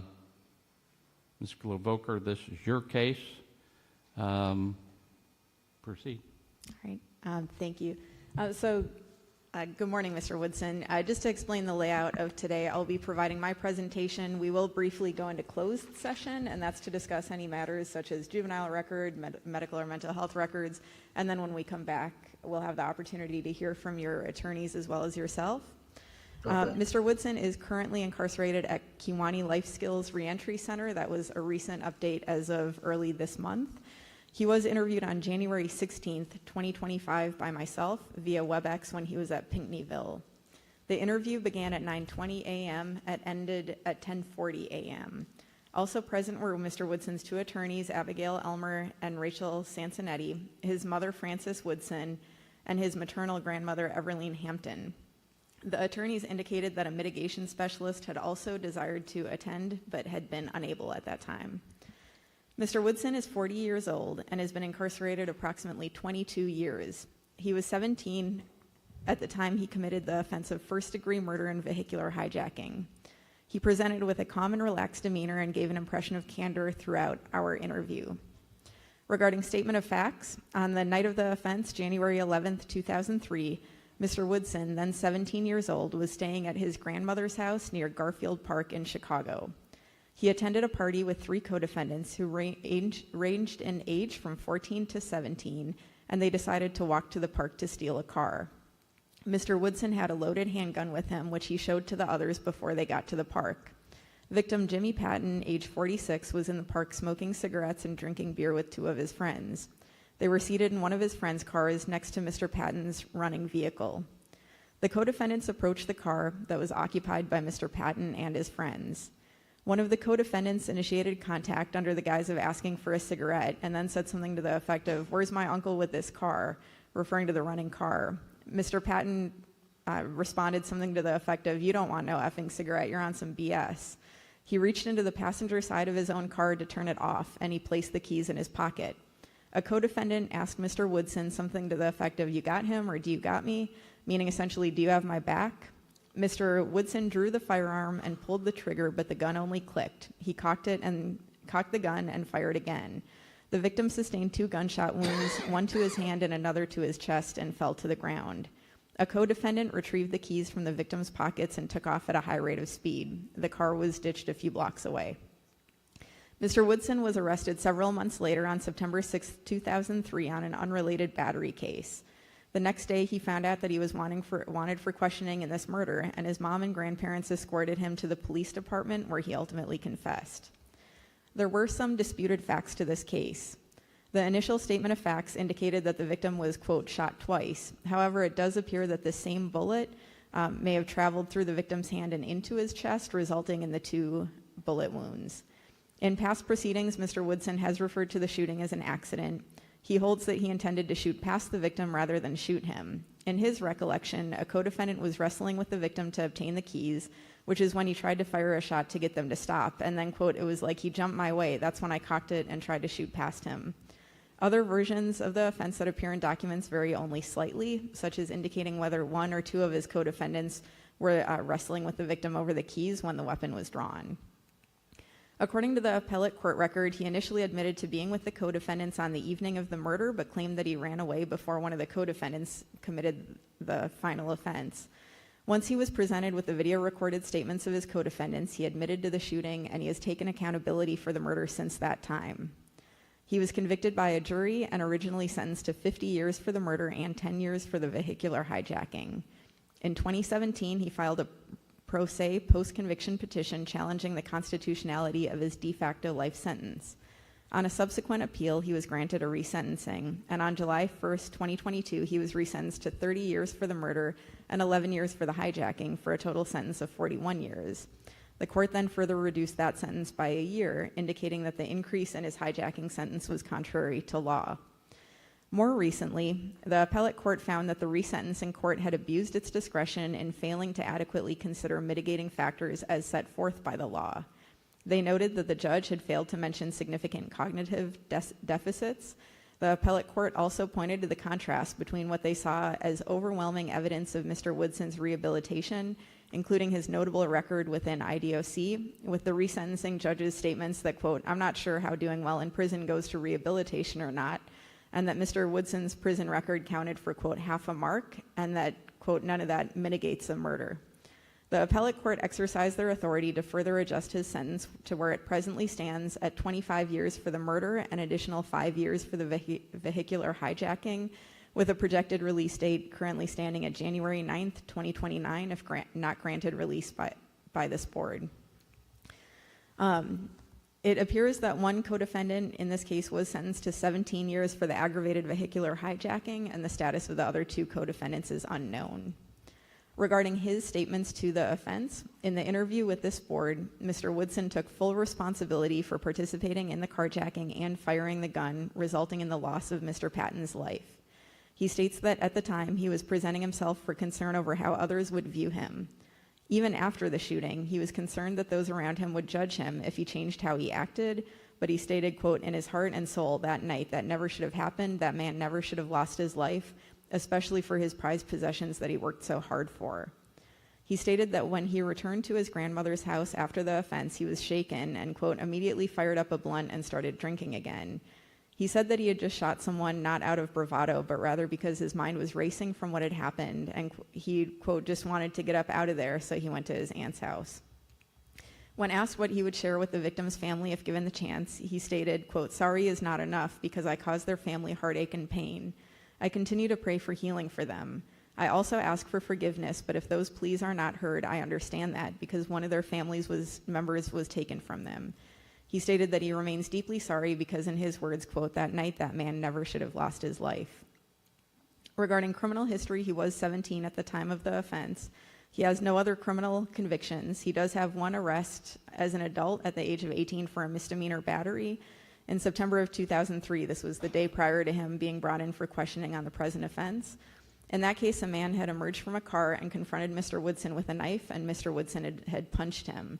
The victim initially alleged that Mr. Woodson had attempted to carjack him, but he did recant, and it does appear on his record as a misdemeanor battery arrest, not as a conviction. Any record of juvenile arrests will be discussed in closed session. Regarding his background and institutional adjustment, his mother came from a strict upbringing in the suburbs, whereas his biological father was considered a leader of a street organization and had been in and out of prison. When Mr. Woodson was 12, his mother was diagnosed with brain tumors that caused a host of health issues, including numerous strokes, and resulted in nearly a year of hospitalization. During that time, Mr. Woodson and his siblings were split up among households within their family. He moved frequently among relatives or stayed with a friend, resulting in a lack of stability and consistent supervision. Letters of support from those familiar with his childhood recall this as the time in which his behavior changed and he started to fall in with the wrong crowd. He was involved in the Black Disciples, which further placed him around negative peer influences. I will note that there's no indication that Mr. Woodson was involved in gang conflicts or gang-related violence during adolescence. He describes primarily smoking and drinking during that time, nor does it appear that he has been gang-affiliated since his incarceration. Regarding schooling, he was in special education from first grade up until he left school in 10th grade, and he struggled academically. He did briefly study welding in the Job Corps. After arrest, he took high school classes in the county jail, but dropped out due to recurring lockdowns. He began pursuing classes again in 2017 and earned his high school diploma in September 2023 from King's Word Academy. He's also taken a class on the impact of crime on victims and earned several certificates from Set Free Ministries. He's a certified barber, a credential that involved more than 1,500 hours of training. He's been working within IDOC since at least 2012 with positions including employee dining, barbershop, painter, tunnel crew, and inmate kitchen. When he was at Cook County for resentencing, he worked as a barber and a sanitation specialist. Since transferring back to IDOC custody, he has been listed as a specialist in the inmate commissary and a barber in Pinckneyville. Early in April 2025, he was then transferred to Kewanee, where he resides at the time of this hearing. He's received only 5 tickets in the entirety of his custody in IDOC, 2 of which resulted in a period of segregation. His first ticket in 2009 was for yelling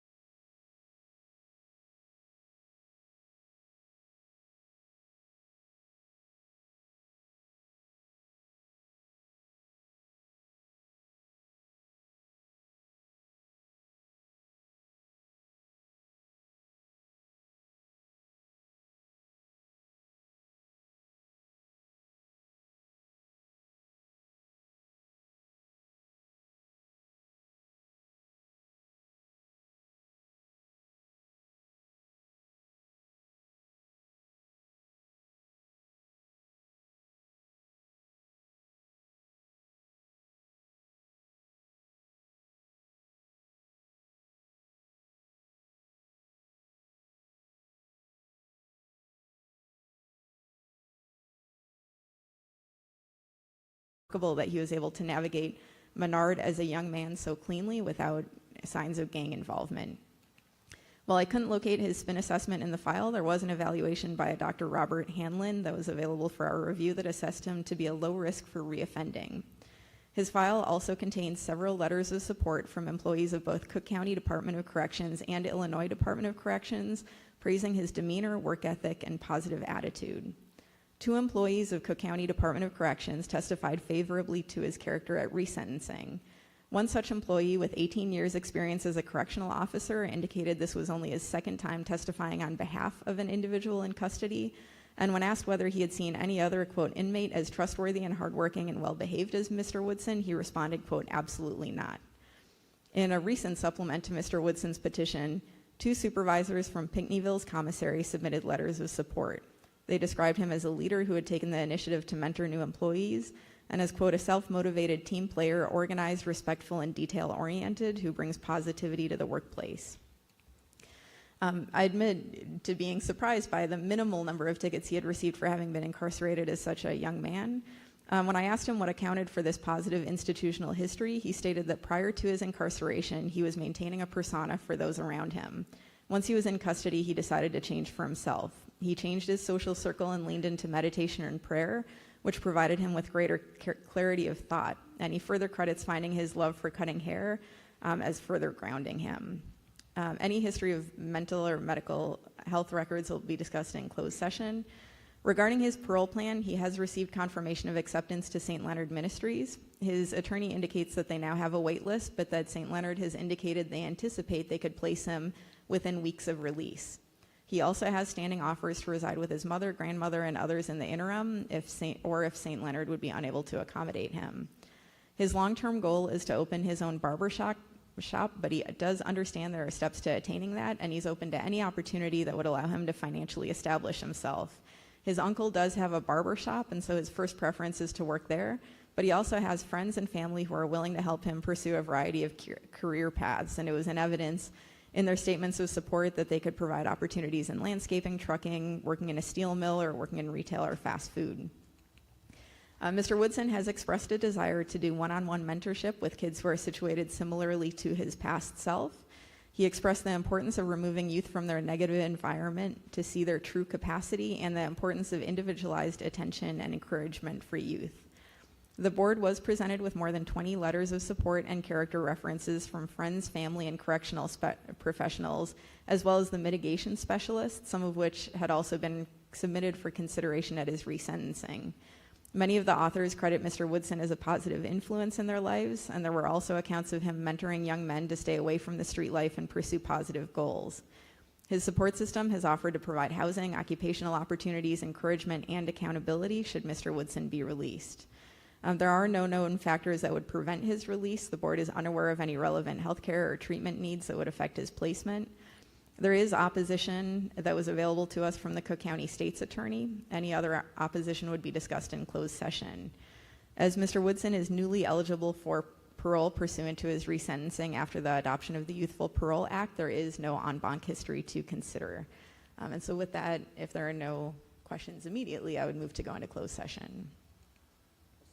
Okay.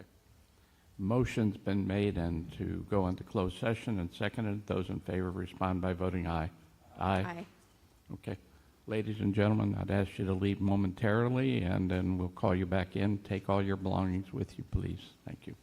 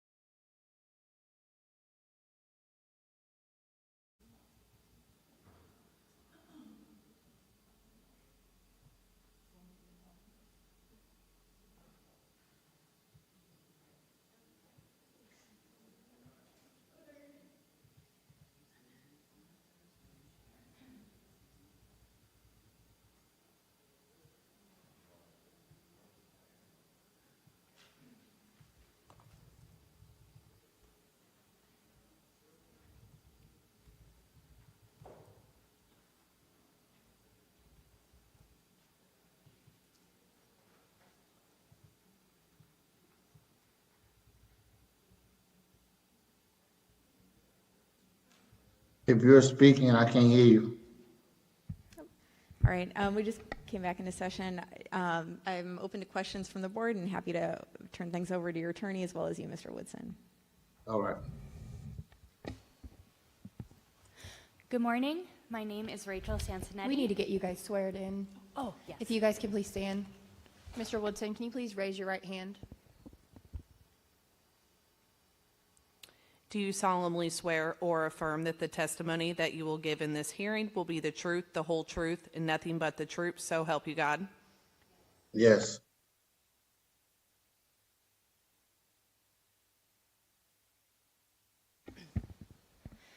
Good morning. My name is Rachel Sansonetti. Beside me is Abigail Elmer, and we are pro bono counsel for Antonio Woodson.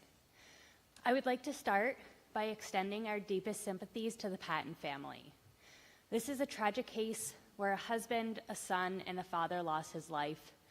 For the last 22 years, Antonio has lived with the guilt of taking another man's life. He's deeply remorseful for his actions, and if he can go back and make a different choice, he would. But he cannot change the past. He can only do better and be better moving forward. And Antonio has done all he can in the IDOC to be rehabilitated. Over the last approximately 22 years, he has gained a good reputation in the Department of Corrections. He is compliant with rules and orders. As was already mentioned, he has an almost spotless disciplinary record, having only received 5 tickets, none of which are violent. Antonio is who the legislature envisioned when it created youthful parole, as he has been rehabilitated and has completed everything that the IDOC has to offer for rehabilitation.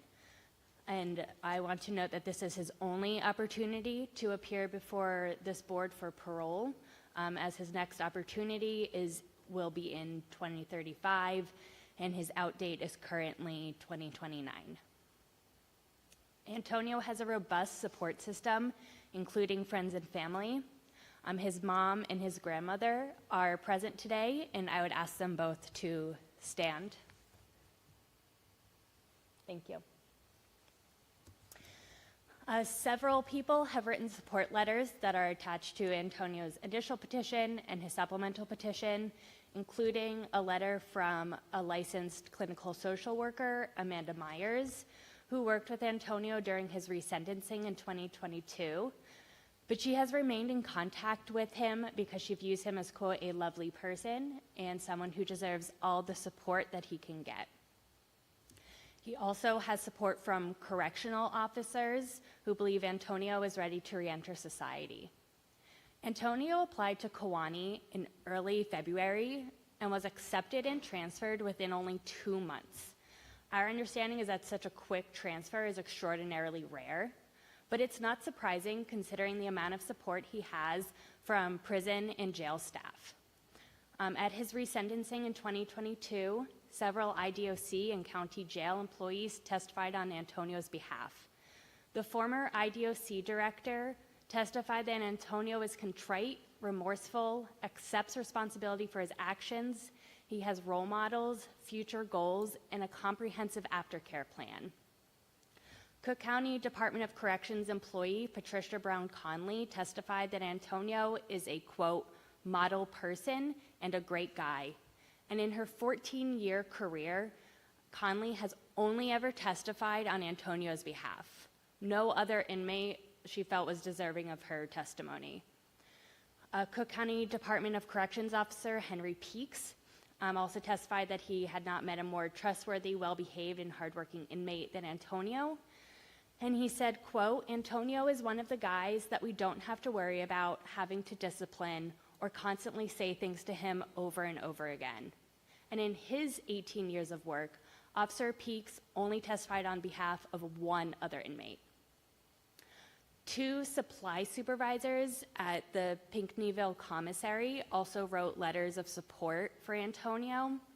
Andrea Presley says Antonio, quote, brings positivity to the workplace and has been a great asset to the commissary. She believes parole would be a great opportunity for him to start his new positive beginning in society. And Amy Wanick explains that Antonio took a leadership role in the commissary, jumped in when he was needed, even without being asked, and trained new workers. She ends her letter by saying, and this is a quote, "I believe parole would be a very good thing for Mr. Woodson. He has my vote. I am confident he will be an asset to the community. We hope this board agrees with the staff from IDOC and Cook County Detention Center who have met Antonio, have spent time with him, and see his character, and believe he should be on the outside and contributing to society." Thank you.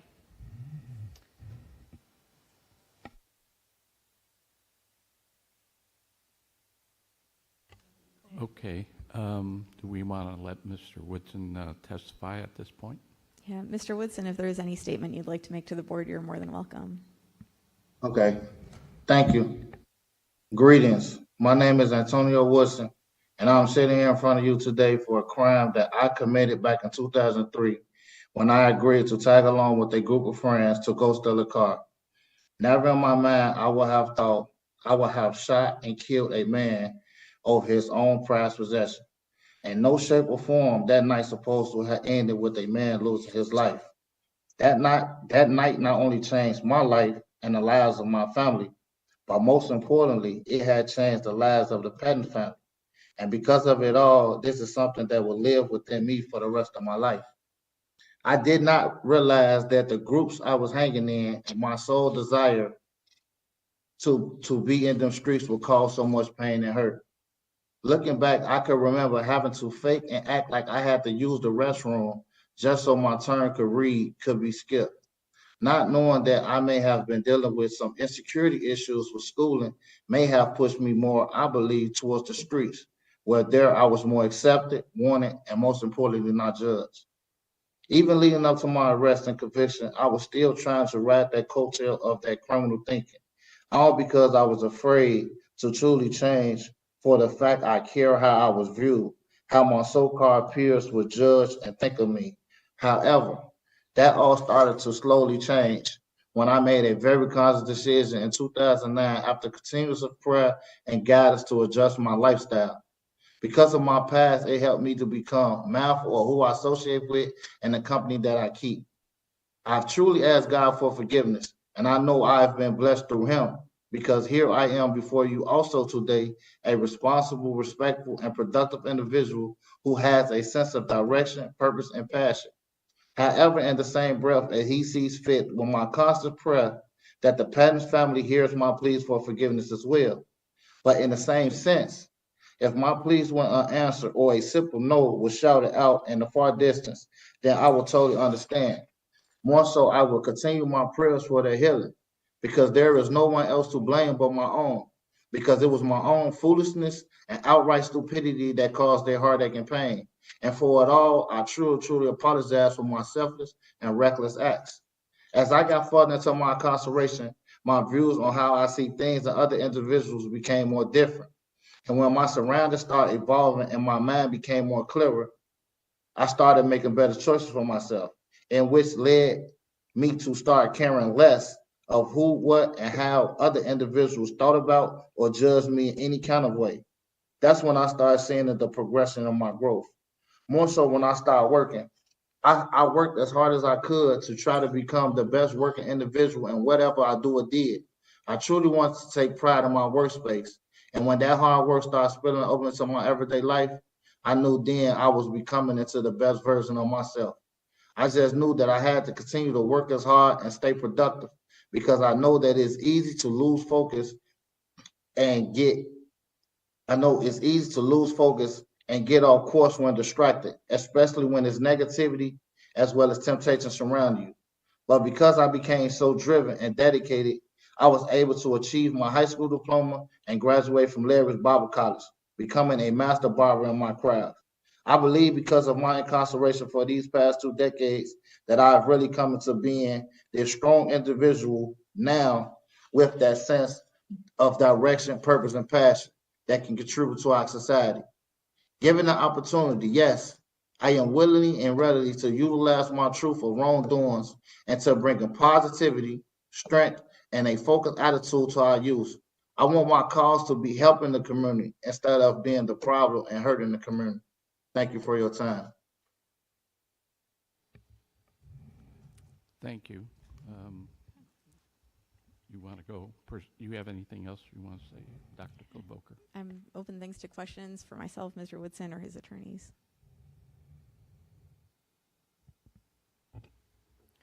What, at the most recent resentencing, what position did you take regarding what the sentence should be?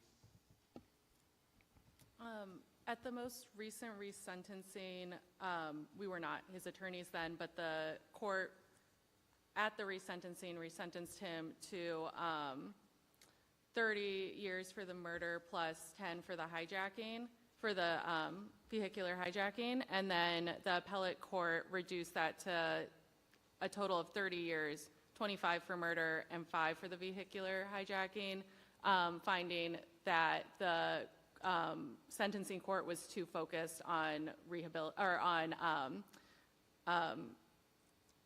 retribution in its sentence. Thank you.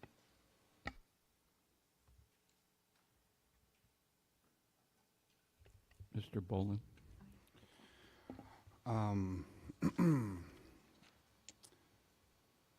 Mr. Woodson, let me first, I do want to commend you for the work that you've been putting forth toward your rehabilitation, and congratulate you on getting into Kiwani. Obviously, that's a positive step as well. I did have one question. If I'm reading both your version of the offense and what I gather from the statement of facts, is that you pulled the trigger multiple times. Is that correct? No, I only pulled it one time. But it says that in my records that it was 2 bullet wounds, which the bullet went through his hand and hit his chest.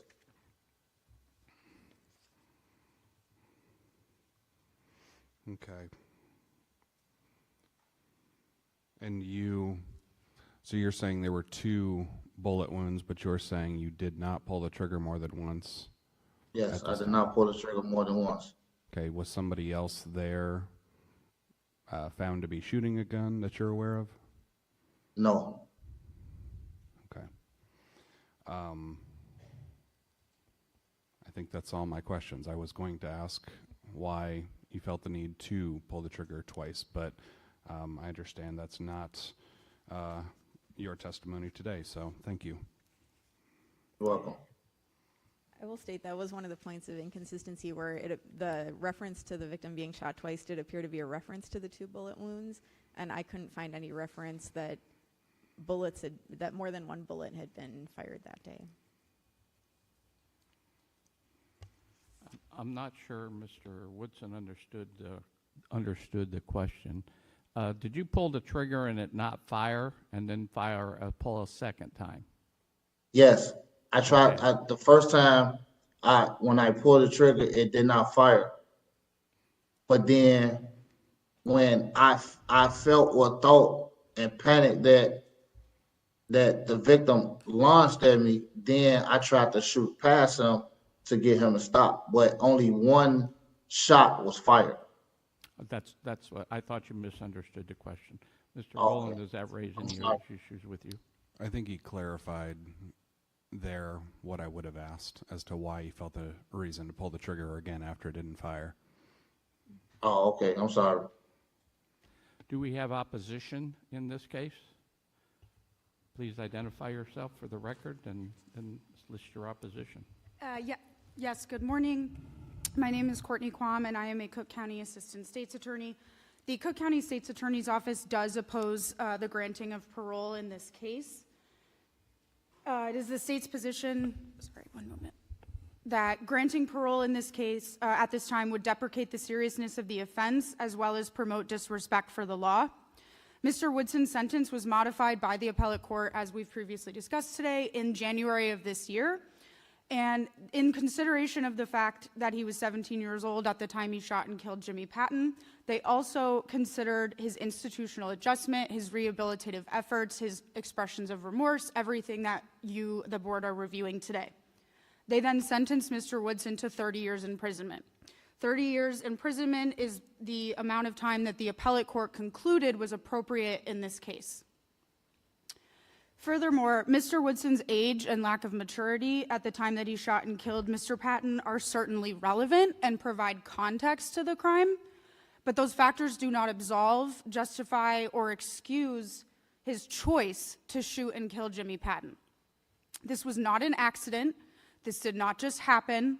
Mr. Woodson and his companions planned to steal a car, and Mr. Woodson brought a gun.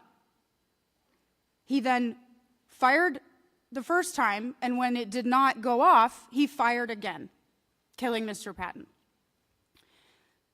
And now today, he's asserting that he fired the second time because Mr. Patton was lunging at him, when Mr. Patton was sitting in a car with his friends, minding his own business, and Mr. Woodson and his companions targeted him. Mr. Woodson pulled the trigger before they could even actually tell Mr. Patton what they wanted from him or give him a real chance to even comply. So the people are not convinced at this time that Mr. Woodson has demonstrated acceptance and full insight into this violent crime that he committed. And finally, Jimmy Patton's son, who's named after his father, also strongly opposes parole. Thank you.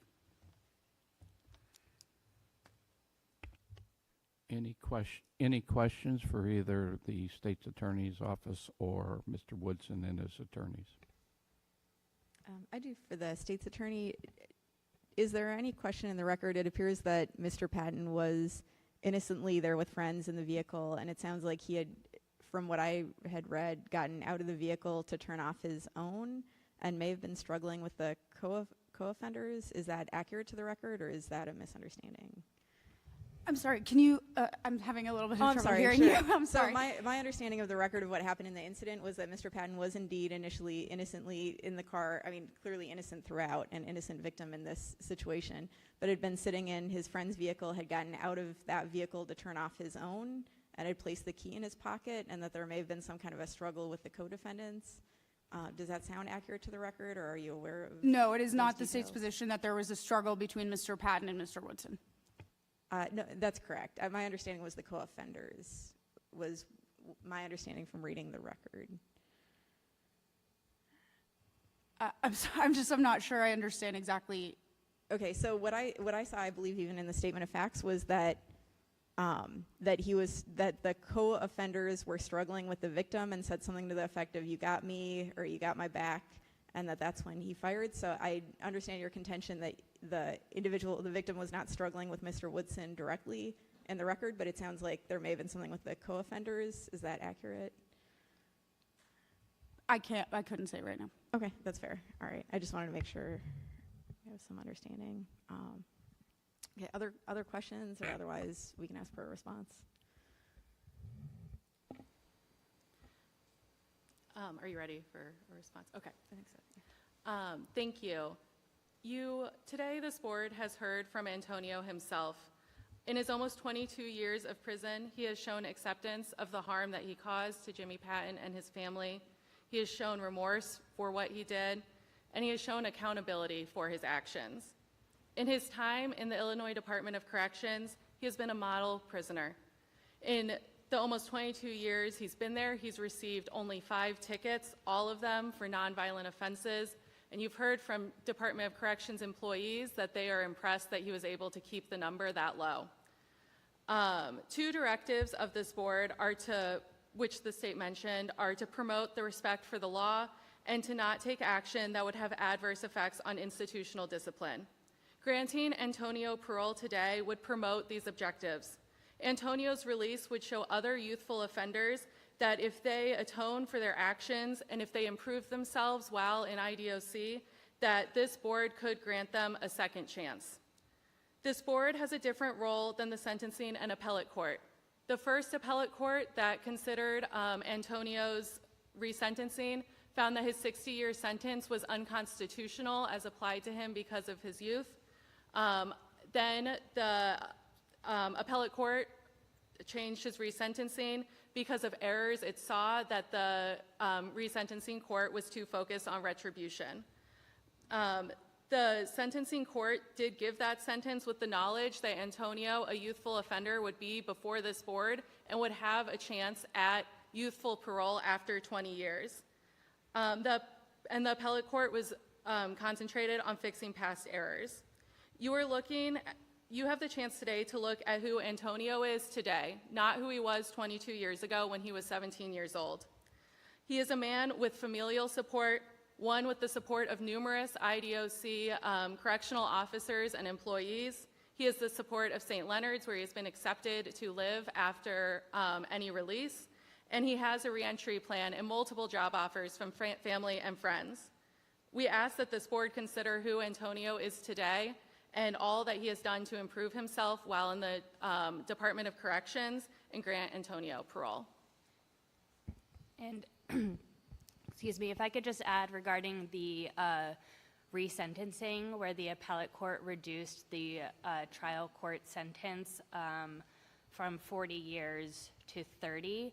The court did not do a full analysis about why they were reducing Antonio's sentence. So they did not go through like the circuit court might have and said, you know, because of Antonio's character and because of the offense, and, you know, they didn't go through a whole analysis and saying, we believe this is an appropriate sentence because of Antonio and the offense.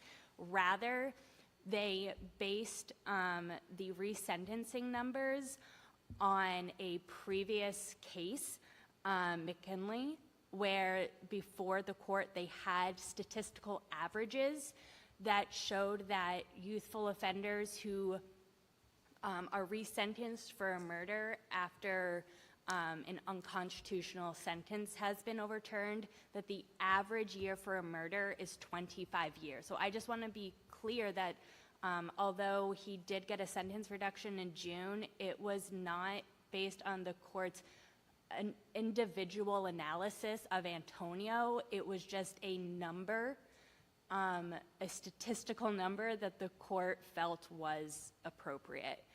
And this board has the opportunity to look at Antonio's rehabilitation, look at his character, and grant him release. So, thank you.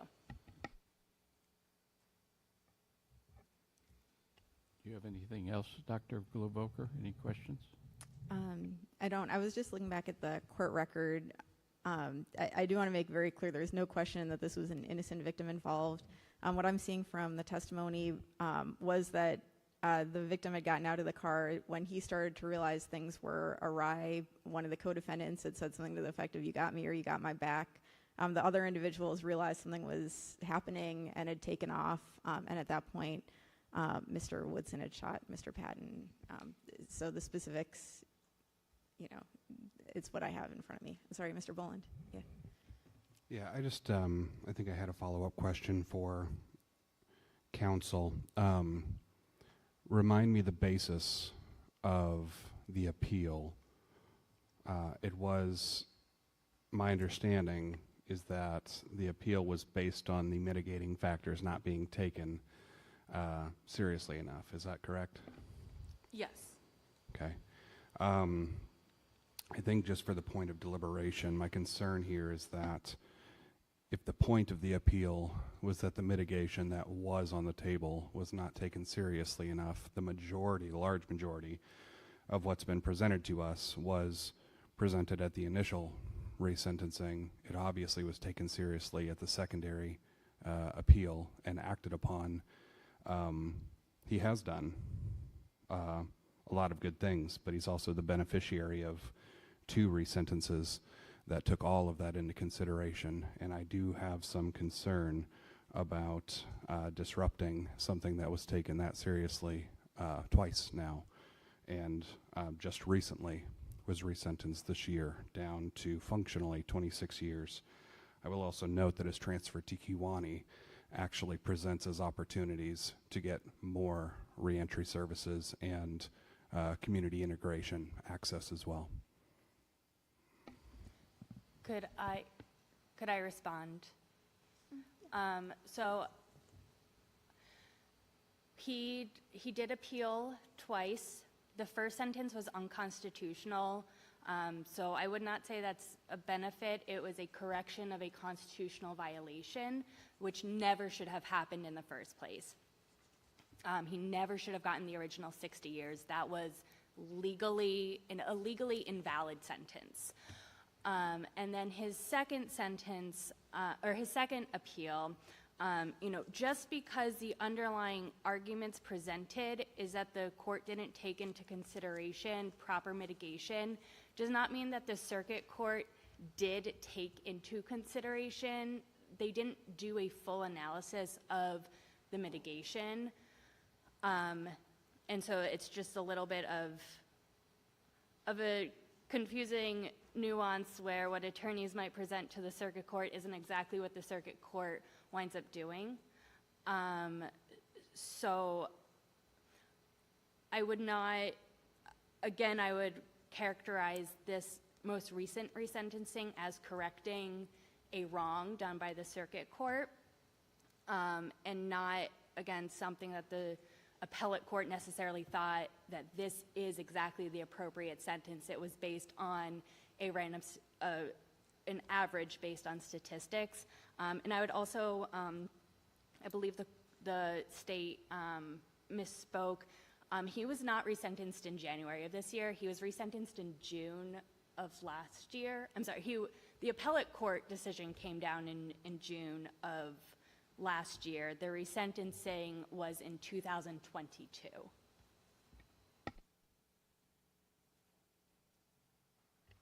But didn't the appellate court review the resentencing and issue an opinion in January of this year?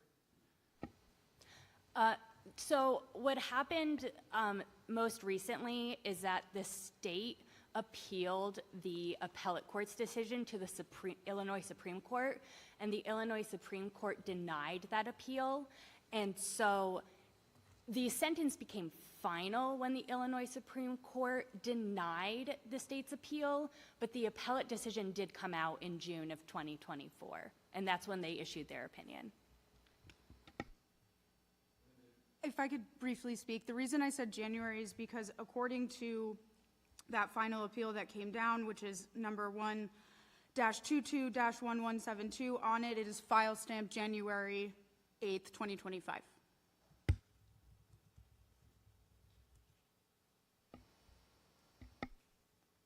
So that's when it became finalized. Yes, that's when it was filed, and that's why I used that date. Okay.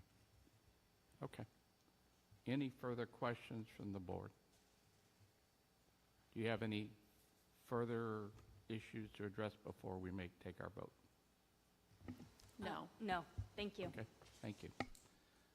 Dr. Globoker? Thank you. On January 11th, 2003, Mr. Patton's family was forever changed by Mr. Patton's senseless murder. On that day, Mr. Woodson, at the age of 17, caused irreparable harm to Mr. Patton's family. Mr. Woodson has appropriately served more than 2 decades of his life behind bars as a consequence of those actions. For most of Mr. Woodson's sentence, he had every reason to believe that he would be spending 60 years in prison for his crime. And yet his record does stand in sharp contrast to that of most individuals who are incarcerated at an age of immaturity with little hope for release. From the start of his incarceration, he's demonstrated a remarkable level of personal accountability, earning the respect and trust of those around him in the process. In evaluating his file, I was particularly attuned to any indicator that his character was anything other than it appeared, but this review led only to the conclusion that he in fact has been the grounded individual that he presents himself to be at this point for more than 2 decades, and based on character letters, appears to have been prior to his period of instability and the actions that he partook in during his adolescence. I can find no reason to doubt that he is sincere in his account that he experienced immediate remorse for his actions and that he genuinely does understand the depth of injustice that occurred to Mr. Patton's family at his hand. His demonstration of behavior appears to be thoroughly intrinsically motivated, and with further reassurance of his strong system of support and accountability and his parole plan, I have genuine trust that he would conform to the conditions of release if provided the opportunity. I do think that his release would be expected to be beneficial to institutional discipline, showing that others that hard work and respect for the rules will be recognized. And while no length of sentence can fully reflect the depth of harm that resulted in a loss of life, I do not believe that it would deprecate in this instance, to the extent that individuals of a variety of characters can and do get pulled out of that character in their pursuit of pure acceptance in their youth. In some contexts in our society, that all too often has fatal consequence, as has been the indication here. But that he has in fact demonstrated remarkable insight into these dynamics, remorse, and accountability for his actions. He has expressed interest and has demonstrated a capacity to positively influence others who may be dangerously close to following the path of his own youth.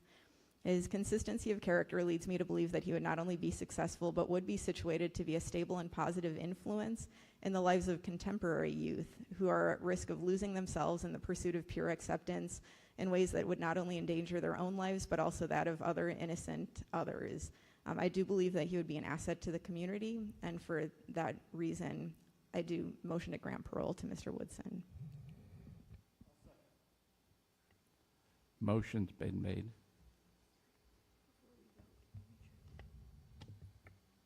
Ms. Globoker?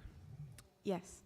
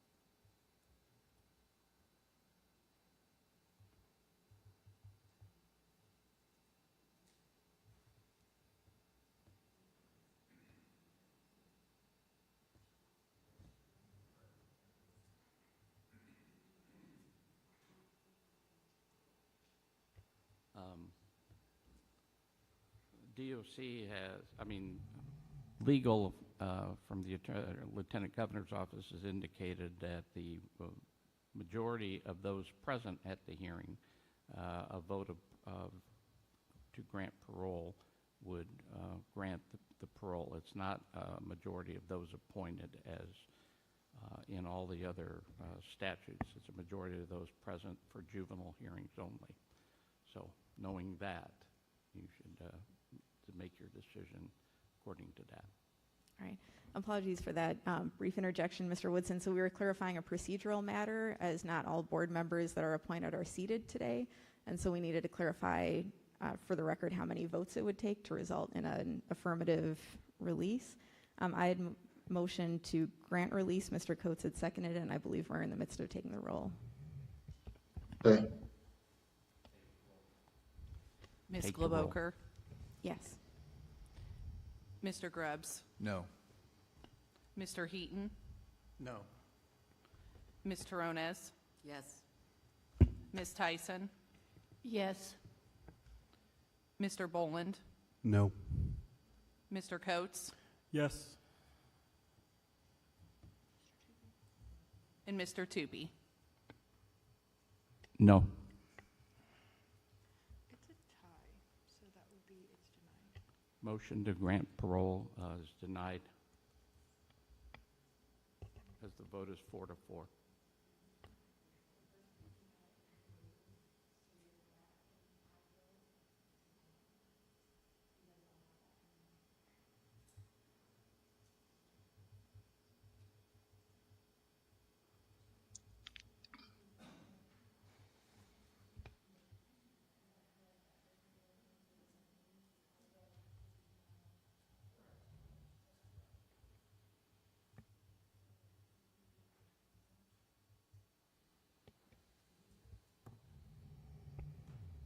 All right, so it would have taken a majority vote of at least 5 out of the 8 seated members to grant parole. The vote was 4-4, so parole was denied in this instance.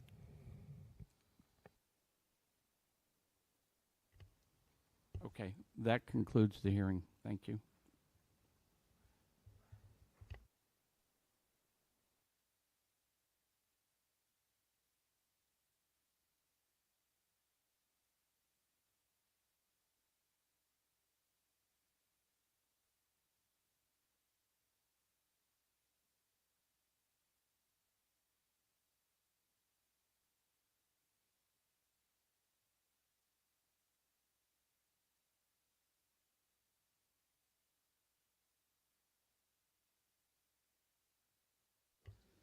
You know, as you heard, the legal from Lieutenant Governor's office indicated that it's following the. I would ask that we recall Mr. Hickson's case. We're just going to, we've already had the vote, so it's just whatever the legal is. So at this point, according to legal from Lieutenant Governor's office, they say that the vote for granting a parole passed. I'm Okay. going to review it, but that's what they say. Thank you. Sure.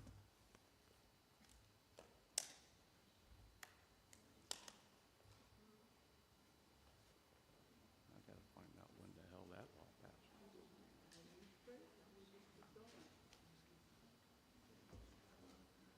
I'm ready to go. You guys ready, or you want to keep going? Quick. He's got to go. He's got to get out of here. We're gonna. He wants to.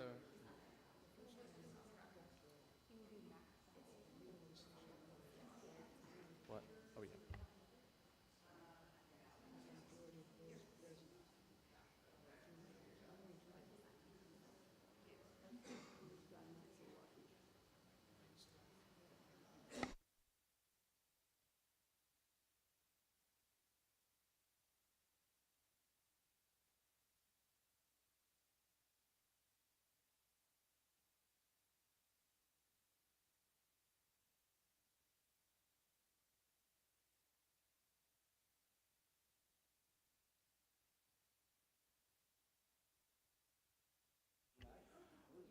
Are we ready to begin the next case? All right, Ellen, please call the next case. Allie or Amy? No,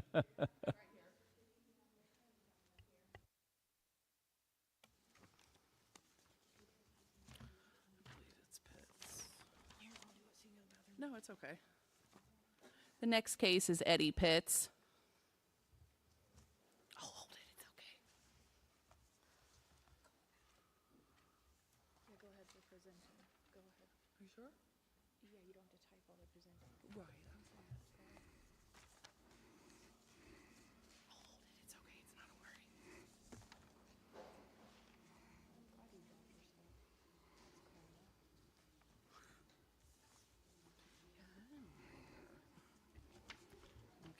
All right, Mr. Bolin, are you ready for Amy? Go ahead. I am, thank you. All right. Eddie Pitts, number L01404, was interviewed in person at Lawrence Correctional Center on February 18th, 2025 at 9 a.m. Mr. Pitts was represented by pro bono counsel Carolyn Clarquist. Mr. Pitts was polite and open to questions, but he also showed some obvious frustration that appears to be rooted in not understanding why the prisoner review board hasn't released him at this time, and I'll go into that later. Mr. Pitts appears to be in good physical health. I might argue above average physical fitness, particularly given his placement in the healthcare unit and his age. Mr. Pitts explained his escalating issues with memory loss at the outset. The interview was not particularly linear. We did bounce around a little bit in subject matter. Ms. Clarquist was incredibly helpful in moving the interview forward and helping Mr. Pitts to recall certain events or facts. Mr. Pitts' holding offense is a 1977 conviction for murder out of Cook County with a 150 to 300 year sentence. His mandatory supervised release date is February 17th, 2117, with a maximum discharge date being August 17th, 2120. Mr. Pitts was 24 years old at the time of the offense. He's currently 72 and has been in IDOC custody for 47 years now. Mr. Pitts was last heard at en banc for parole consideration 6 months ago on October 31st, 2024. Statement of facts. On November 30th, 1976, the victim, Jerry Keene, worked for People's Gas Company and was making a service call at the time with another employee, Winston McCain. The service call was for a gas leak at the residence where the petitioner, as well as Edward Stewart, were present. All 4 individuals proceeded to the basement to inspect the furnace. The victim, Mr. Keene, had trouble removing the furnace panel, so his coworker, Mr. McCain, began to proceed upstairs to retrieve a screwdriver. Mr. Pitts then snuck up behind Mr. Keene and began stabbing him. When Mr. McCain heard Mr. Keene scream for help, he immediately returned to the basement and witnessed Mr. Pitts attacking Mr. Keene. He saw Mr. Pitts' arm around the victim's neck, hitting or stabbing Mr. Keene in the chest with his right hand. Mr. McCain ran outside to radio for help, and the petitioner fled, later disposing of the knife. Mr. Keene was found lying dead on the floor with bloodstains all over his body. He was transported to St. Bernard's Hospital, where he was pronounced dead upon arrival. It was determined that he had been stabbed 23 times in the back, neck, arm, chest, abdomen, and thigh. Mr. McCain gave the police a description of Mr. Pitts. Officers learned that Mr. Pitts was the attacker and had spent the night in a vacant building. He was arrested the next day. He was initially found unfit to stand trial. In 1977, he was diagnosed with paranoid schizophrenia and transferred to the Illinois Department of Mental Health for treatment to restore fitness. He received treatment at multiple facilities until ultimately being declared fit to stand trial in 1978. On May 1st, 1979, the petitioner was evaluated by judge's order by the Forensic Psychiatric Program. He was diagnosed again with paranoid schizophrenia and partial remission with medication and was again deemed fit for trial. After returning to Cook County Jail and medication being discontinued, the petitioner admitted to a recurrence of disturbing auditory hallucinations as well as some suicidal thoughts. He stated the auditory hallucinations came from within, such as, quote, "Eddie, let me out." Despite the hallucinations, the petitioner was found to be fully aware of the charges against him, of the acts he had committed, which he ascribed to forces and pressures within him, and the nature of and purpose of the trial proceedings. Medications proved to improve his spirits while the hallucinations remained mild. Mr. Pitts pled not guilty by reason of insanity, which was not accepted, and Mr. Pitts was convicted by a jury and incarcerated in 1980. The state's attorney at the time argued that if Mr. Pitts were ever to be considered for parole, that he should receive a full mental health evaluation to be reviewed for civil commitment pursuant to the Mental Health Code. Mr. Pitts did appeal his conviction, and in 1982, the appellate court affirmed the conviction and the sentence. Mr. Pitts does seem to acknowledge the facts of the case, although we didn't discuss the details further this year. Mr. Pitts maintains that he is sorry for what occurred. He has historically shown remorse, including sorrow for the victim's family. In the past, he argued that he suffered from hallucinations that day and feared that someone was going to kill him. He felt the compulsion to kill them before they killed him, and described his hallucinations as perceiving the servicemen to be dogs and seeing Satan with the 2 dogs. Prior to the offense, Mr. Pitts describes being raised in a church that taught mysticism to him as a child. He states he grew up in a slave environment in the South where he picked cotton instead of attending school. He ultimately joined the Job Corps and traveled the country working construction in multiple states, including Kentucky, Florida, Mississippi, and eventually came to Illinois, Chicago, where he worked for the local 150. At different points in the interview, Mr. Pitts expressed his frustration with the Prisoner Review Board for not releasing him despite being in custody for 47 years. He does not believe that we as members are using our sense to properly determine threat levels. He argues that the Eddie who committed the crime is gone, and he is just an old man now. He stated he doesn't want to die in prison and that the board is treating him terribly. He later shared that the board is cheating him and that he struggles with our denials. He believes the board is doing him wrong intentionally, and he believes race may be a factor.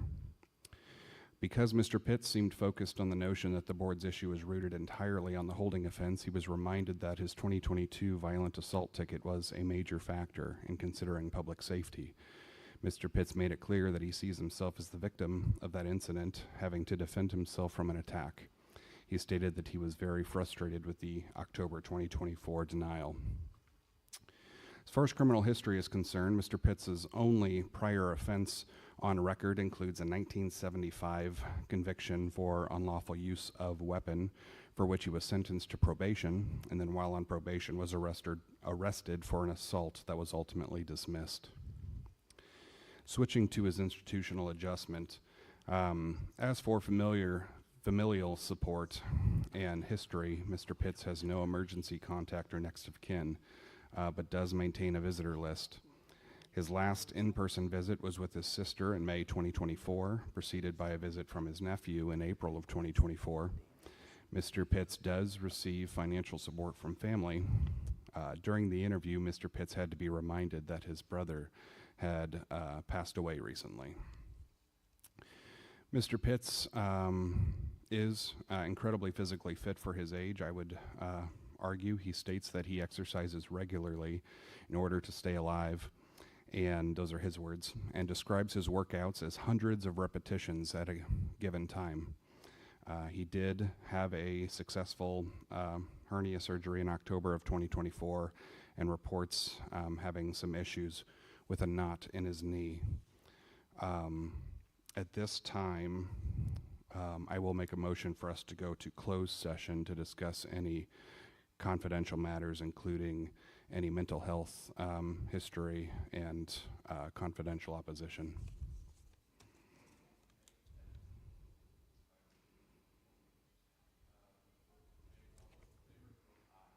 Aye. Again, I'm going to have to ask you to leave and take all your belongings. You'll be invited back shortly.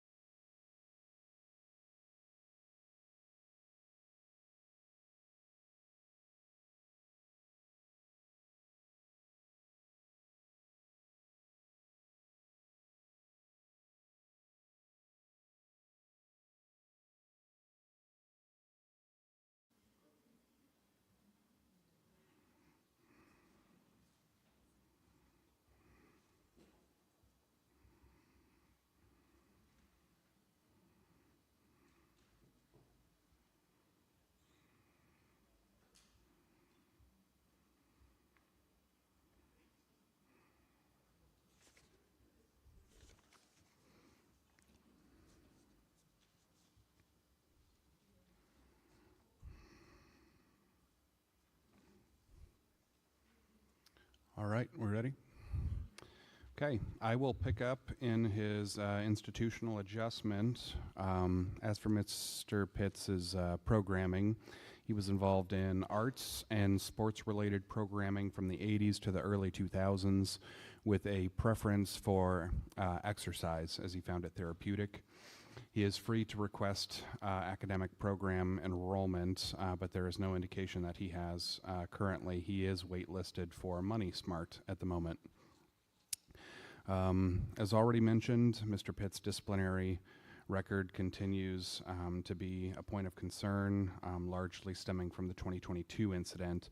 He had 2 pages of tickets on the old forms, including multiple tickets and SEG for dangerous contraband, an assault of an inmate ticket, and gang activity.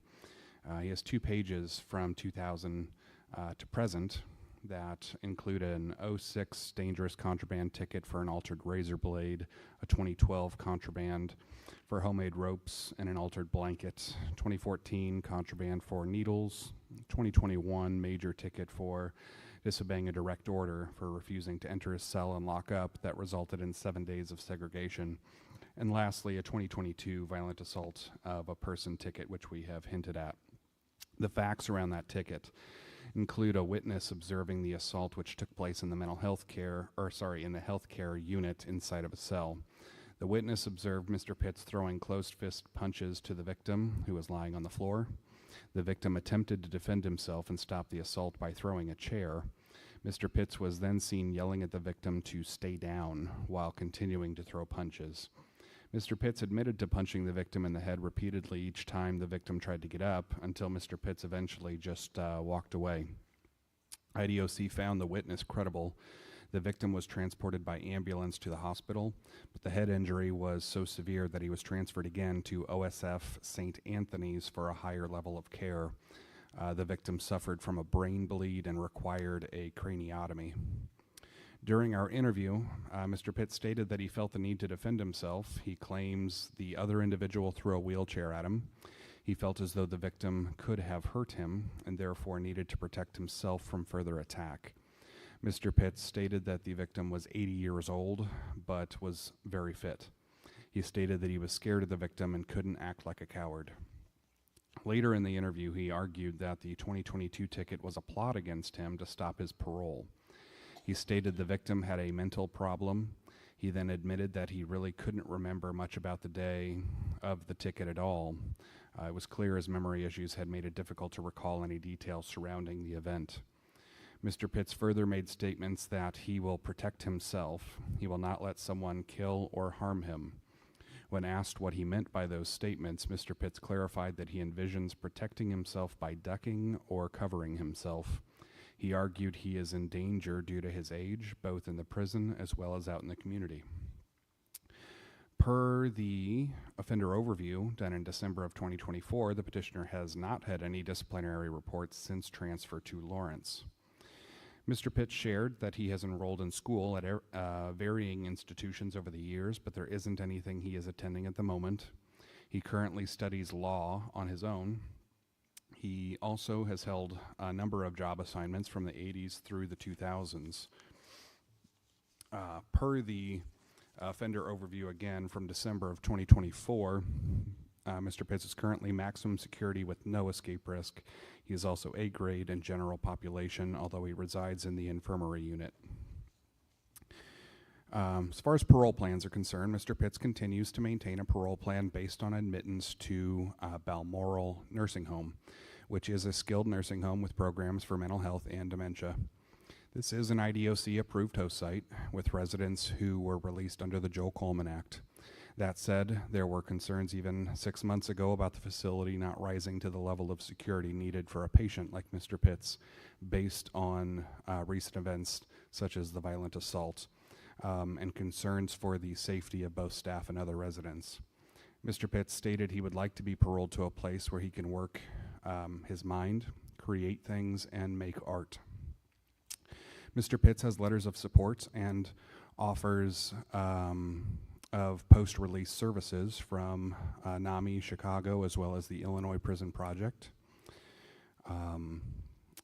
Cook County does oppose this petition, but I will let them speak for themselves here shortly. Mr. Pitt's first year of consideration for parole was in 1988. He has been heard 23 times prior to today, with the last hearing being on October 31st, 2024. He has received 3-year sets in 88, 99, 02, 05, 09, 13, and 16.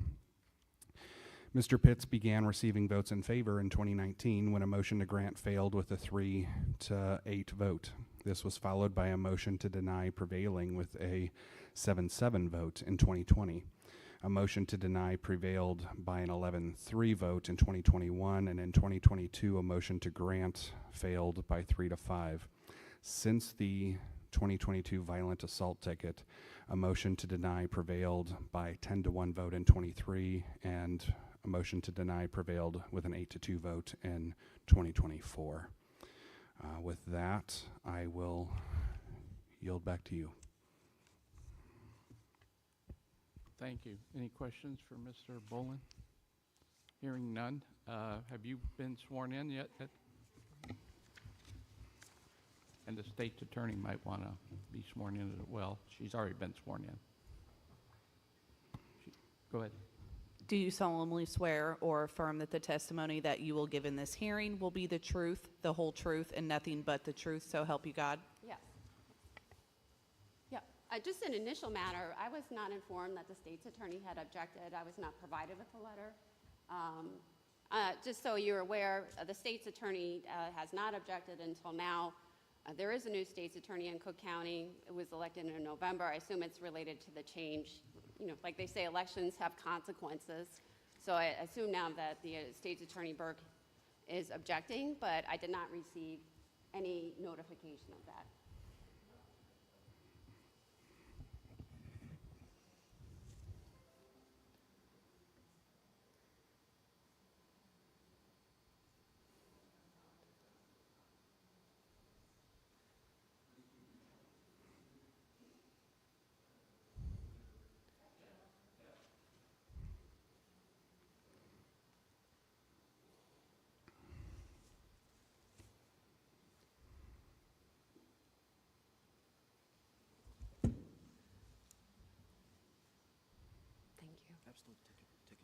I can guess what it says.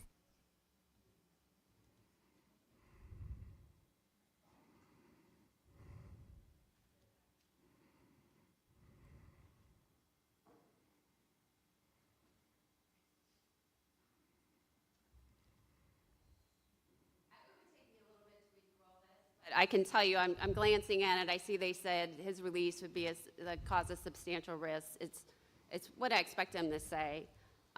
They also, I know you've been privy to this, I have not until now, talking about the 2022 fight, which is 3 years ago. I'll talk about in a second. But again, you know, hey, elections have consequences. Now they're objecting. The prior state's attorney, as recently as October, did not object. So with that, yeah, thank you. But I would like a copy of that sent to me, please.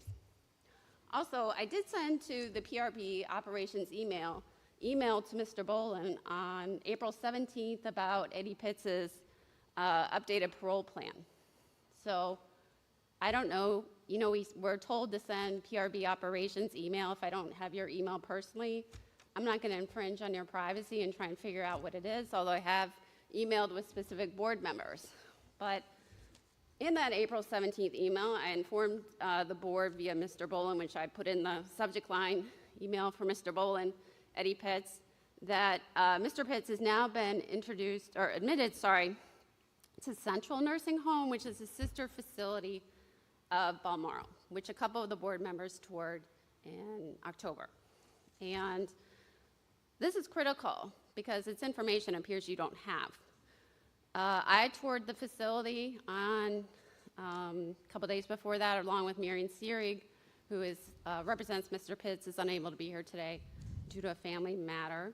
But in that nursing home, Mr. Pitts will be confined to the second floor, which is for dementia patients and psychiatric patients. It's locked.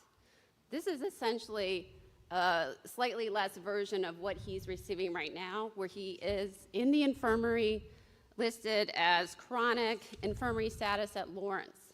So just some perspective, Central Nursing Home would first, upon his admission, have Eddie, and this is required by statute, be subjected to the Identified Offenders Program. That is for a risk assessment, okay?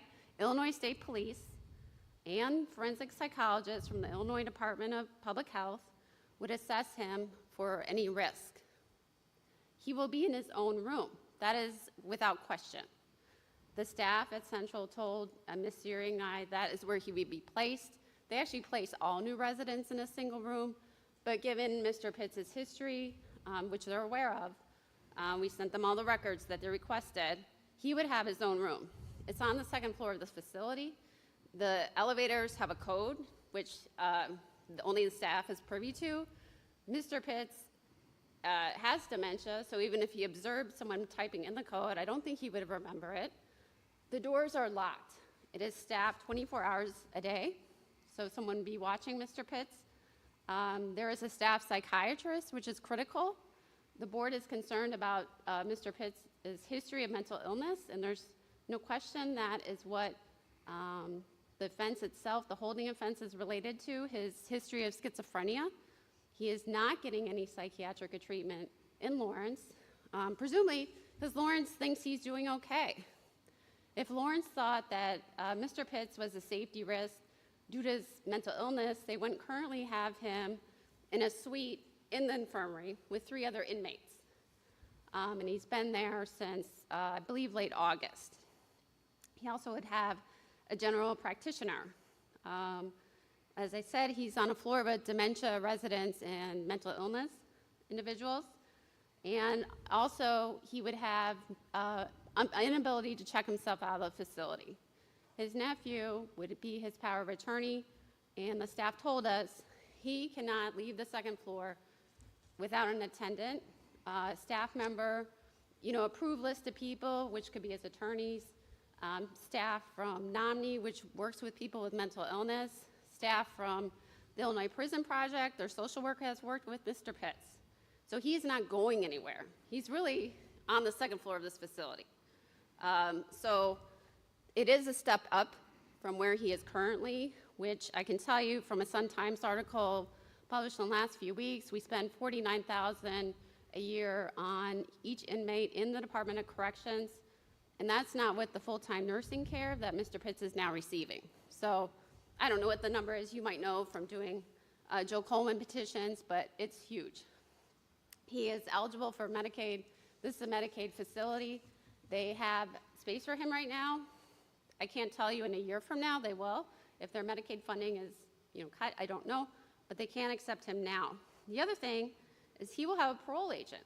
So the parole agent can also tailor what Mr. Pitts can and can't do. The parole agent can stop by at any time.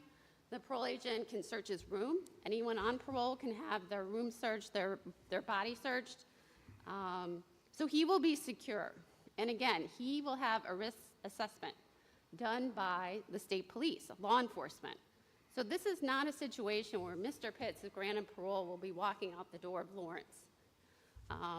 We feel like this parole plan is actually better than the one we had at Balmoral because, and I was on the floor, you can't get out of there, including me, unless you know the code. And he would actually get medical treatment, which I think you all have heard his case a few times, most of you by now. He is getting medical treatment in Lawrence, but not, the treatment for dementia is what it is. I'm not that familiar with it, but he certainly is not getting any psychiatric treatment. And he would see the staff psychiatrist within, days of his arrival. So I think that's very important. Right now, his diagnosis at Lawrence is dementia. He has some sundowning, which means he's up all night. And then, I don't know if anyone's familiar with dementia, there's sundowning, which means you're awake at night, excuse me, and then you're sort of awake during the day. His nursing diagnosis says impaired cognition, risk for fall injury. There's progress notes made twice a day by the nurses, and I would note that they always say he's calm, cooperative, pleasant, And I think that says something about Mr. Pitts in terms of him always being compliant with the staff and being told what he needs to be doing. So in addition to that, I do want to touch on, I know that the board is concerned because of the incident at Dixon. Understandable. You know, the reports, there's a confidential informant who saw the offense as it was in progress. The confidential informant did not see what initiated the offense, the incident. We don't know. Mr. Pitts has always been consistent, much like what he said about the holding offense, is that this individual, who was 80, he still is at Dixon, I looked, and the guy threw a chair at him and called him a racially derogatory name, although they're both the same race. But it has been 3 years since then, as Mr. Bolin mentioned, since I should mention too, as a consequence of that fight, he was put in segregation for 6 months, so he was punished for that. After that, he was designated as SMI, which means severely mentally ill. He would not be put in segregation for a similar incident at this point if it was somehow linked to his mental illness. Again, he has had no incidents in over 3 years now. It has been 3 years. In addition to that, as Mr. Bolin mentioned in his interview, you know, he asked Eddie, or Mr. Pitts, you know, what if someone does something to you? And the first thing he said, and Mr. Bolin can verify this, is, well, I would look for a correctional officer. And then, what if no correctional officer is around? Yeah, I'd dodge, try and get out of the way.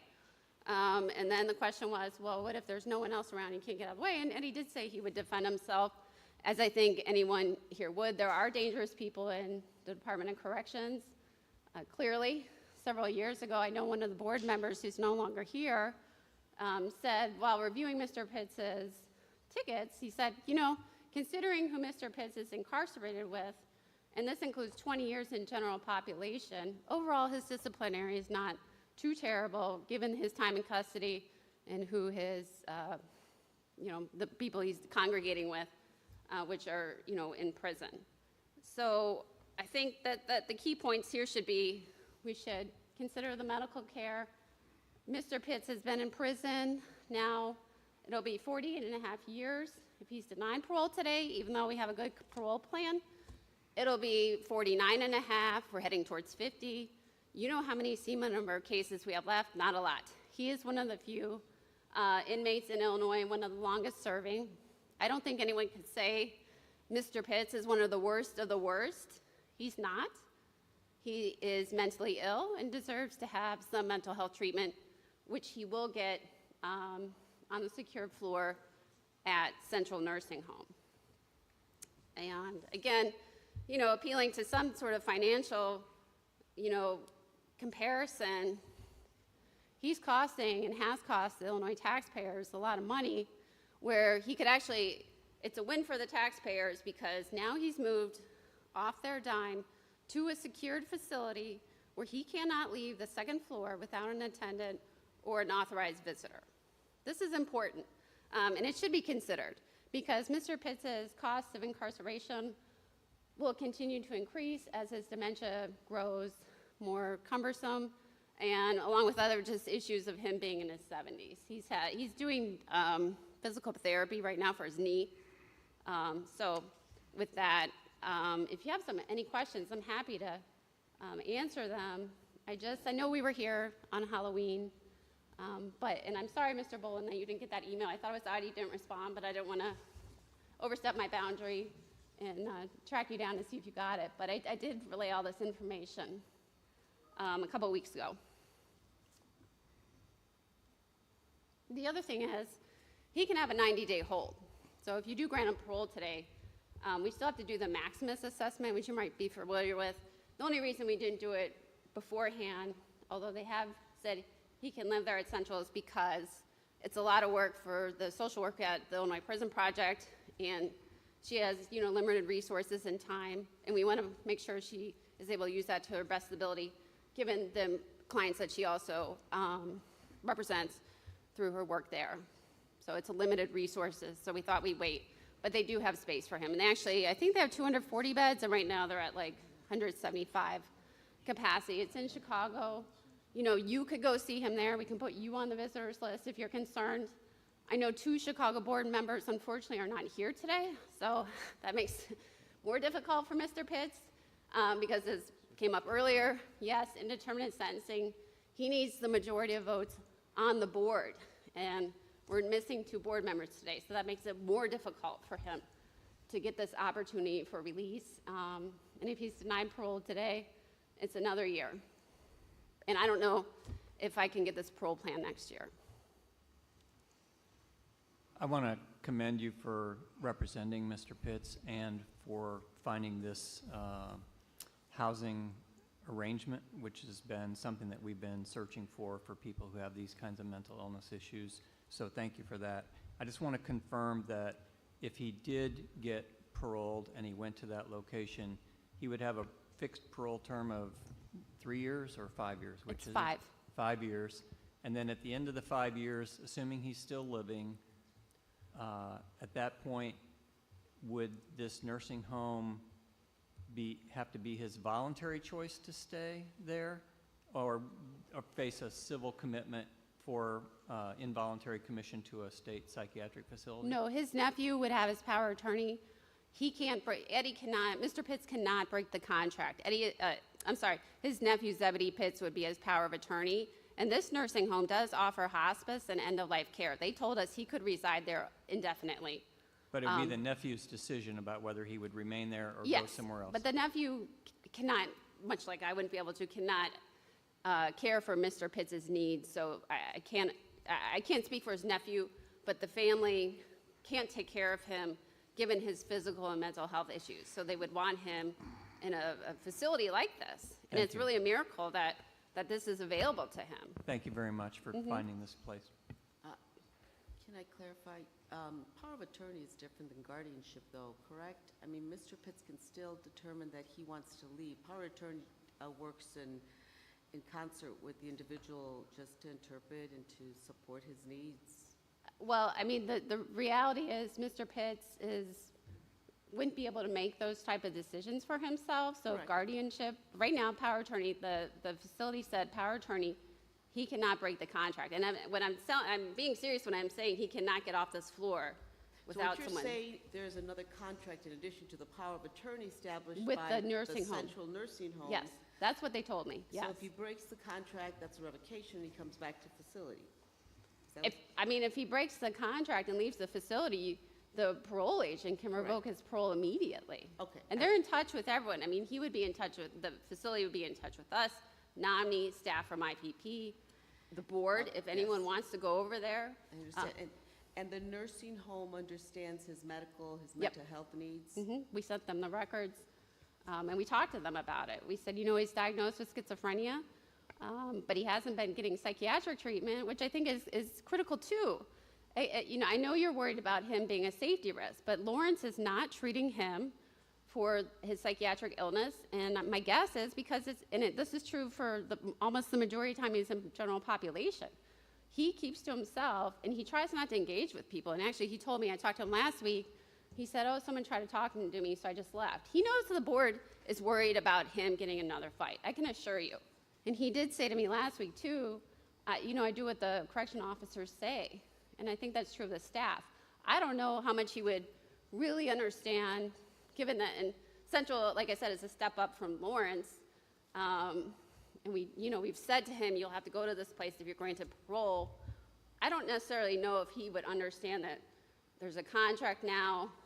That's something, though, the psychiatrist and the general practitioner can work with him. They can certainly answer questions you have to ensure safety of Mr. Pitts. And keep in mind, too, the nursing home, because we asked them, we said, what do you do if someone in a nursing home, they start disagreeing with each other? Because it happens. If you're familiar with dementia, some people get angry with dementia, and it's, they've changed their personality. It's really tragic. Nursing home has an incentive not to have any resident issues. And they did tell us Mr. Pitts will be in his own room, but if there's any sort of disagreement, keep in mind Eddie doesn't go out of his way to make conversation with people. They intervene immediately. They have people on staff 24 hours a day. I have a question about this contract you're talking about. The contract is between who? The nursing home and his power of attorney. Okay, That's my understanding. okay. So he would be placed on parole, and then the family would be agreeing that he be placed, and they're the ones who do the contract. But in fact, a power of attorney can be revoked by the person who gives it. It's not a guardianship. So if he improves and a court finds that maybe they go for commitment, and a court says, no, we're not going to commit him, so then he can walk. No, Now, he could be revoked from parole. Yeah, and a post type for parole has to be approved. So he's 72 right now. He's turning 73, so he'd be on parole at least 5 years. So he'll be 78 when he gets off parole at the earliest. He just said he's one of 11, and he's lost multiple siblings. I don't know if Mr. Pitts will be alive in 5 years, or any of us for that matter. I don't know. I don't have that. I understand your concern. I'm not being dismissive of it, but I can assure you the family wants him in a safe place where they're treating his medical needs. And then by being on this second floor that's locked, I take it if he's treated, he's on medication, he might be improved and moved to the first floor? No, because he has dementia, and it's not just for those diagnosed with mental illness, it's their memory care. Second floor is also for dementia patients, which my understanding you don't get better from dementia. All right. It's secure because they don't want these individuals, the residents, wandering off or something. They do have a liability concern, the nursing home. My last question, you talked a lot about the cost.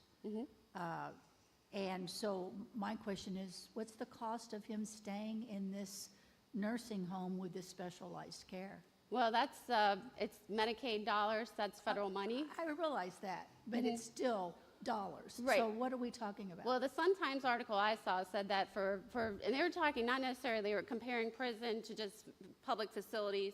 I think they said it was like $25,000, so roughly half the cost. I don't know the exact number. I think that might be true for an assisted living, but I don't think that's true for someone in a facility like you've described, at least not that I have experienced. It's quite a bit more expensive than what it would be, but that's not the major issue here. Right, so. I understand. And I don't know, sometimes, when a cost is listed, what's Medicaid paying versus private insurance? Yeah, it's all a bit opaque to me. My understanding, it is cheaper than prison. Whether it's $1 cheaper or $10,000, I don't know. But it would be Medicaid, and they did tell us at Central he could get disability, so he would have $30 a month, which breaks down to like 15, or I did the math, $12.50 a week. Yeah. Okay. But he cannot leave without an attendant. Similar to his current situation, except he can't leave permanently. Yeah. Before you have any other questions? No. Could we hear from the state attorney's office, and then we'll have Mr. Bullen make his motion? Yes, the Cook County State's Attorney's Office does oppose the granting of parole to Mr. Pitts. It's the state's position that there is a substantial risk that he will not conform to the reasonable conditions of parole, as has been discussed in the last hour or so. A big concern of ours is that violent assault in 2022, that was extremely violent. The victim had brain damage, as you guys talked about. We also believe that granting Mr. Pitt's release would deprecate the seriousness of this offense and promote disrespect for the law. If a trier of fact finds that the murder was accompanied by exceptionally brutal or heinous behavior indicative of wanton cruelty, the sentence can be up to natural life in prison. In this case, the judge did find that this was exceptionally brutal. And brutal includes conduct which is grossly ruthless, devoid of mercy or compassion, or cruel and cold-blooded. And this crime was that. Mr. Keene was a public servant. He was just doing his job, and Mr. Pitts stabbed him 23 times. This was very violent. And given that he attacked a different person in a very violent way 3 years ago, the state is very concerned and believes that the risk is too high that Mr. Pitts would engage in further violent behavior if released. We also believe that his release would have a substantially adverse effect on institutional discipline. As I said, there is no reason to believe that he would abide by the reasonable conditions of parole. Considering the mental health issues that he suffers from, along with the dementia, aggression is a common symptom of both of those conditions, and he has shown that he is violent, even very recently. And finally, we ask, pursuant to 730 ILCS 5/334G, that the board considers all prior letters protesting parole, as well as any prior recorded statements of protest by our office in the past, and any interested parties, including Jerry Keene's family and friends, some of whom testified yesterday at the protest hearings. Thank you. Can I say one final thing in response to the state's attorney, since they're speaking about the fence?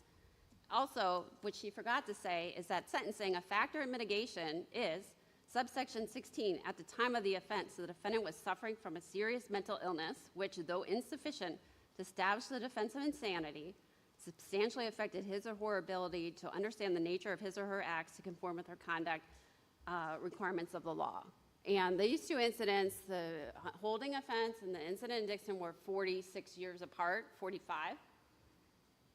And we have measures in place to address the state's attorney's concerns, because now he will have a psychiatrist, which we all know was the underlying concern with his initial offense. And I don't think he should be punished further because he's getting dementia, and dementia patients can be violent. That could be true. That I take issue with. And I'll just leave it at that. Okay. Mr. Grubbs. You and I spent a lot of time on Eddie Pitt's case last year, and I want to echo what Mr. Heaton said, in that I think that this entire board has appreciation for what you and Ms. Sebring have done to advocate for him on a pro bono basis, so thank you. Second, obviously it's not a requirement that the board tours a host site option, correct? But knowing that I made a trip to Chicago last year to do just that, and then had another board member give a secondary analysis of last year's host site option, I guess I would have hoped that you would have given us that option this year. And Central sounds exactly like what we're looking for, but so did Balmoral until I toured it. And so that's where my reservations lie, not in your analysis of it, but in my inability to take a look at it. Right. If I could address this, this is why I did send the information to the PRB operations email, which is what I'm told to communicate, unless you have individually given me your email. Again, I don't like to intrude on your space, but I'd be happy for that. That's why I sent the information. I was disappointed to see that 2 of the Chicago board members aren't here. It has to be approved as a host site. It hasn't yet. So what could happen is that Mr. Pitts is granted parole today, and if you read the statute, he can be held in the Department of Corrections for up to 90 days while the host site is being approved. Well, are you making a motion to continue this? No, I would like him to be. Of, testimony? No, I would like what can happen is you, like I just said, if you look at the statute, that if the host site, which it has to be approved still by probation and parole, if Central is approved as the host site, it still has to be. So say you grant him parole today. He's not going anywhere tomorrow because the host site isn't paroled. But the issues between what the board is concerned at and the reintegration group is concerned with are 2 separate things. They're only looking at whether or not he has a host site available. The board is concerned about the security of that host site. Well, so they're 2 separate things. Sure, but I would assume there's some communication back and forth. But I'd be happy for the board to look at the facility. I was surprised. I didn't know with like fire codes and whatever. Let me make a suggestion to you. I think you're getting a clue here that if you were to ask us to postpone this decision to give us time to go look at it ourselves, your chances of success are greater. So That's consider fine. making a motion that this case be reconsidered.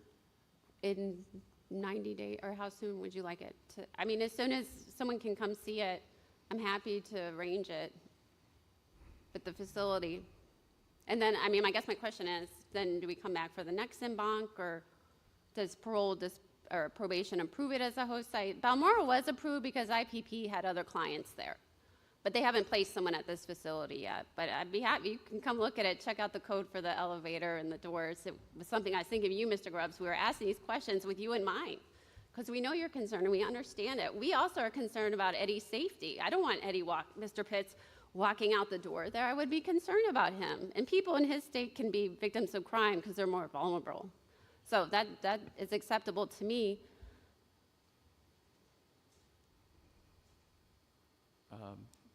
Mr. Grubbs indicates he's going to be out for next month, so it would have to be the following month.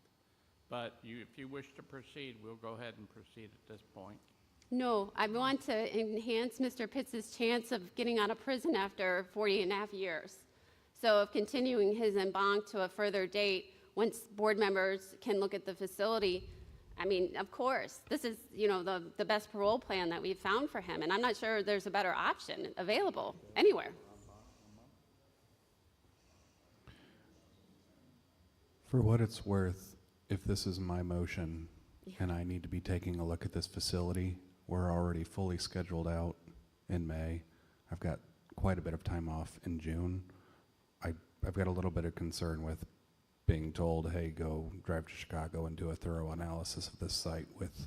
Will you be there for clemency hearings? Because we just went through clemency hearings. I don't know if you're coming up in July. It'd be in July. July. If you want to continue the motion and knowing that we would continue it till June hearing. And if you can't check the facility out by that, we can extend it to the July en banc? Yes. Okay. But we would do that. Okay. So you have a motion to do that? I would suggest July myself if this is on me. I've got a lot of time off in June. That'd be a burden. Okay. I think it's a good idea. I really want to see the place, and I'm very grateful that you guys have worked so hard to find a place like this. And we want psychiatric options that are secure, and so thank you. Yeah, we were just talking about this, that we need a place that does provide that. So all the board is very interested in this. Okay. So based upon your motion, I'll make the motion. Motion to Mr. continue Bowen? the case to look at the mental health treatment center. Do I have a second? Second. Okay, second by Mr. Heaton. Those in favor respond by voting aye. Aye. Aye. Any opposed? Nope, the ayes have it. We're continuing this case to go look at the case, and then we will notify you to be sometime in July. And if we can't get to it before then, we'll kick it over. Okay, I appreciate it. It's better than getting a one-year set. We do have the state's attorney's objection already on, but if you want to come back in July, we'd love to have you. Okay, I just wanted to clarify, so we're coming back in July for this case? Or is it June? We're going to come back for, yes, July? July. Okay, thank you. And if you could send her your protest letter so she would have it for her future, that would be great. Thank you, I appreciate it. You want to stay around for this one or want to move? If we can do it, let's get it done. All right. Jeff did the work.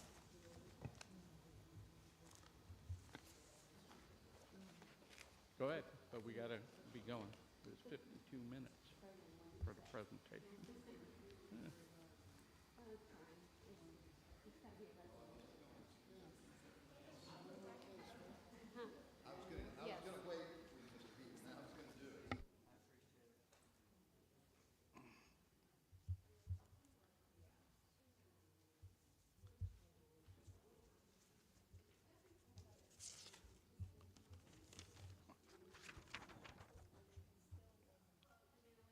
The last case we're going to call is Ricardo Norales, so whoever's present for that case needs to come up.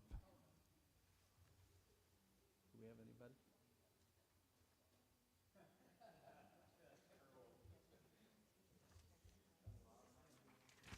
We don't have anybody? Mm-hmm.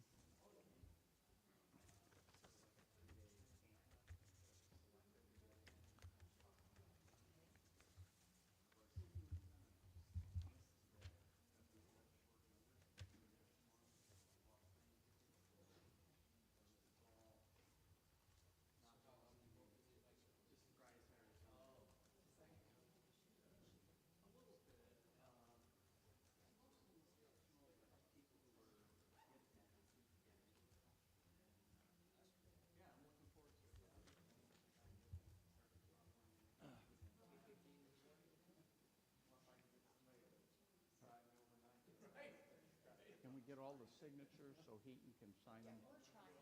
Okay.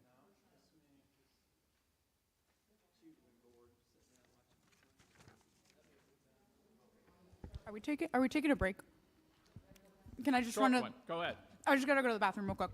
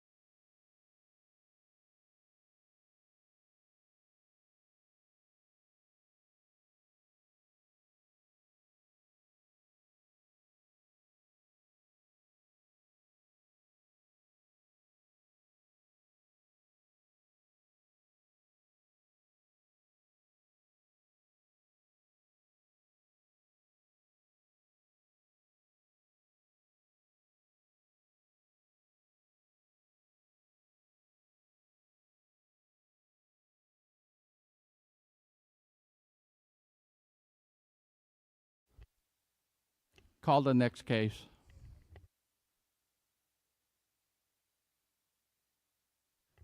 Ricardo Norales, inmate number C61253. Mr. Grubbs.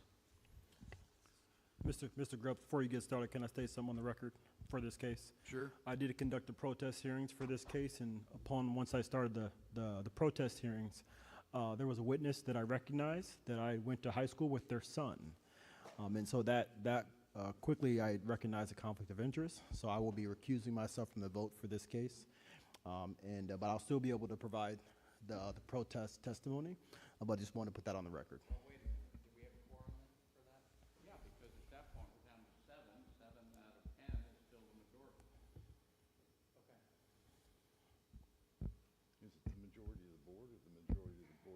the majority of the board members appointed. As long as you have a majority, you have a quorum. Okay. That's what the statute says.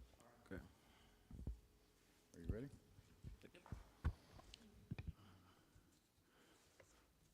This is a presentation of the file of Mr. Ricardo Norrells.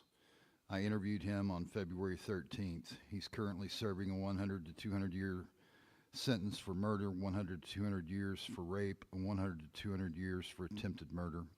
Mr. Norrells presented following a 3-year set, last appearing before this board in May of 2022, where he did not receive any votes in favor of parole release. He's most recently been incarcerated at Shawnee Correctional Center since October of 2003.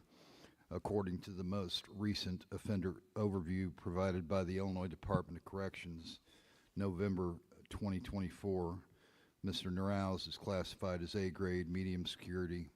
His escape risk designation is low. He's 69 years of age and he's been incarcerated for 50 years. His projected mandatory supervised release date is currently not until the year 2065. Statement of facts. On or about November 25th, 1974, when Mr. Norrells was 18 years of age, he, along with co-defendant James Bremer and a third unknown assailant who has never been identified, gained access to the apartment of 35-year-old female Joyce Britt on West Crystal Street in Chicago. The 16-year-old daughter of Miss Britt was also present. Mr. Norrells was known to the juvenile victim, and she was later able to identify him to police authorities. During the attempted robbery, both victims were beaten and raped. The juvenile victim was raped by Mr. Norrells, co-defendant Bremer, and the third unknown assailant. At the conclusion of the sexual assaults, Miss Joyce Britt was shot 5 times and died as a result of the gunshot wounds. In an attempt to silence the sole remaining witness, Miss Britt's juvenile daughter was shot 5 times, but miraculously survived the attack by pretending to be deceased. Following a bench trial, Mr. Norrells was found guilty of murder, attempt murder, and rape. In April 1976, he was sentenced to the aforementioned sentences for the murder, attempt murder, and rape, all to run concurrently.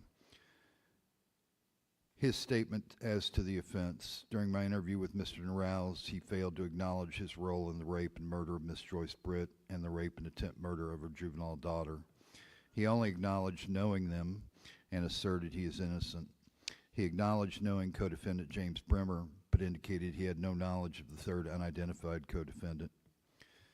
Criminal history record information regarding Mr. Norrells, beginning when he was a juvenile and progressing into an adult criminal record, which includes burglary,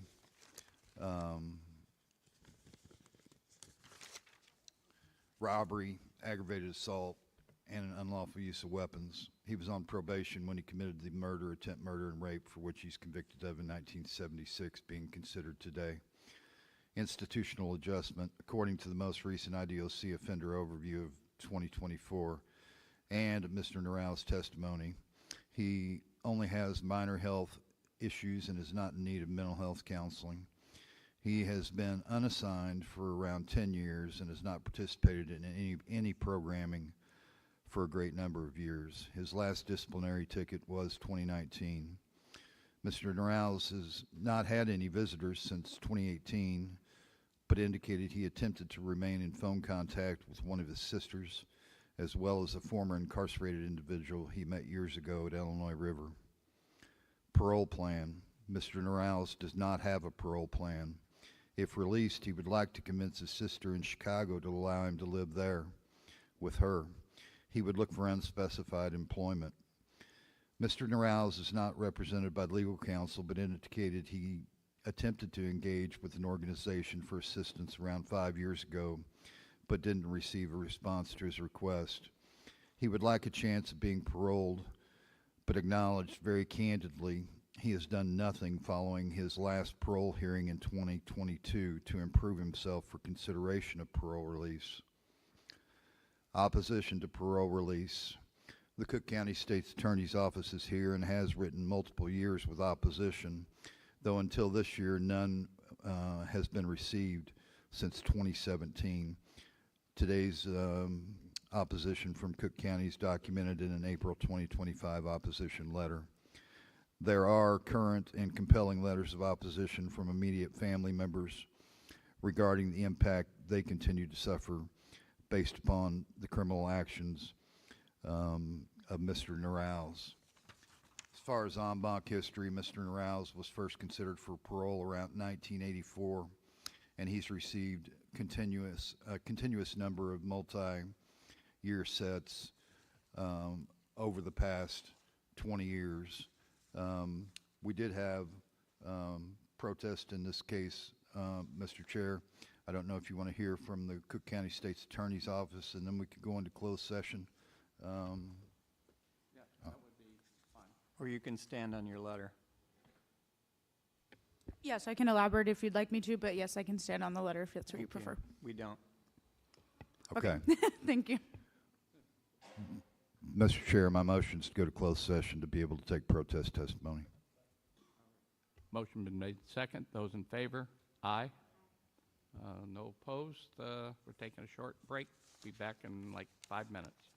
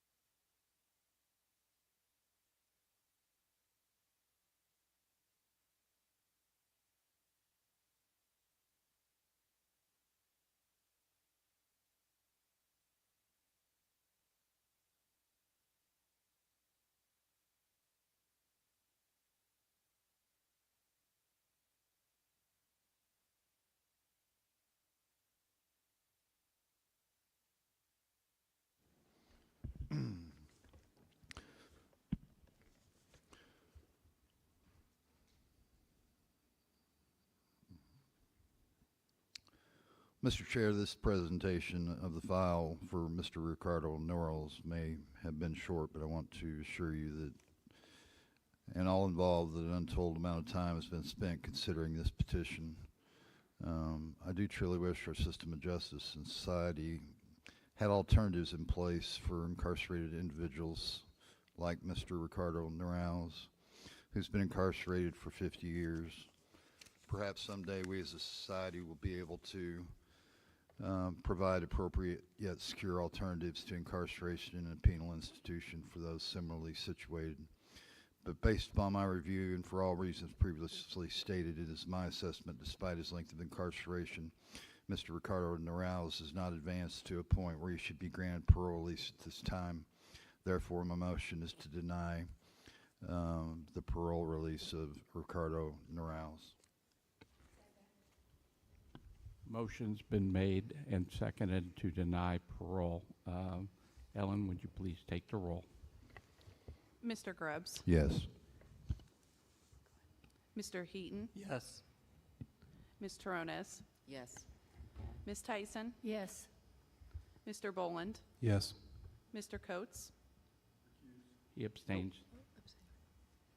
Ms. Globoker? Yes. And Mr. Tupy? Yes. I have one more motion, Mr. Chair.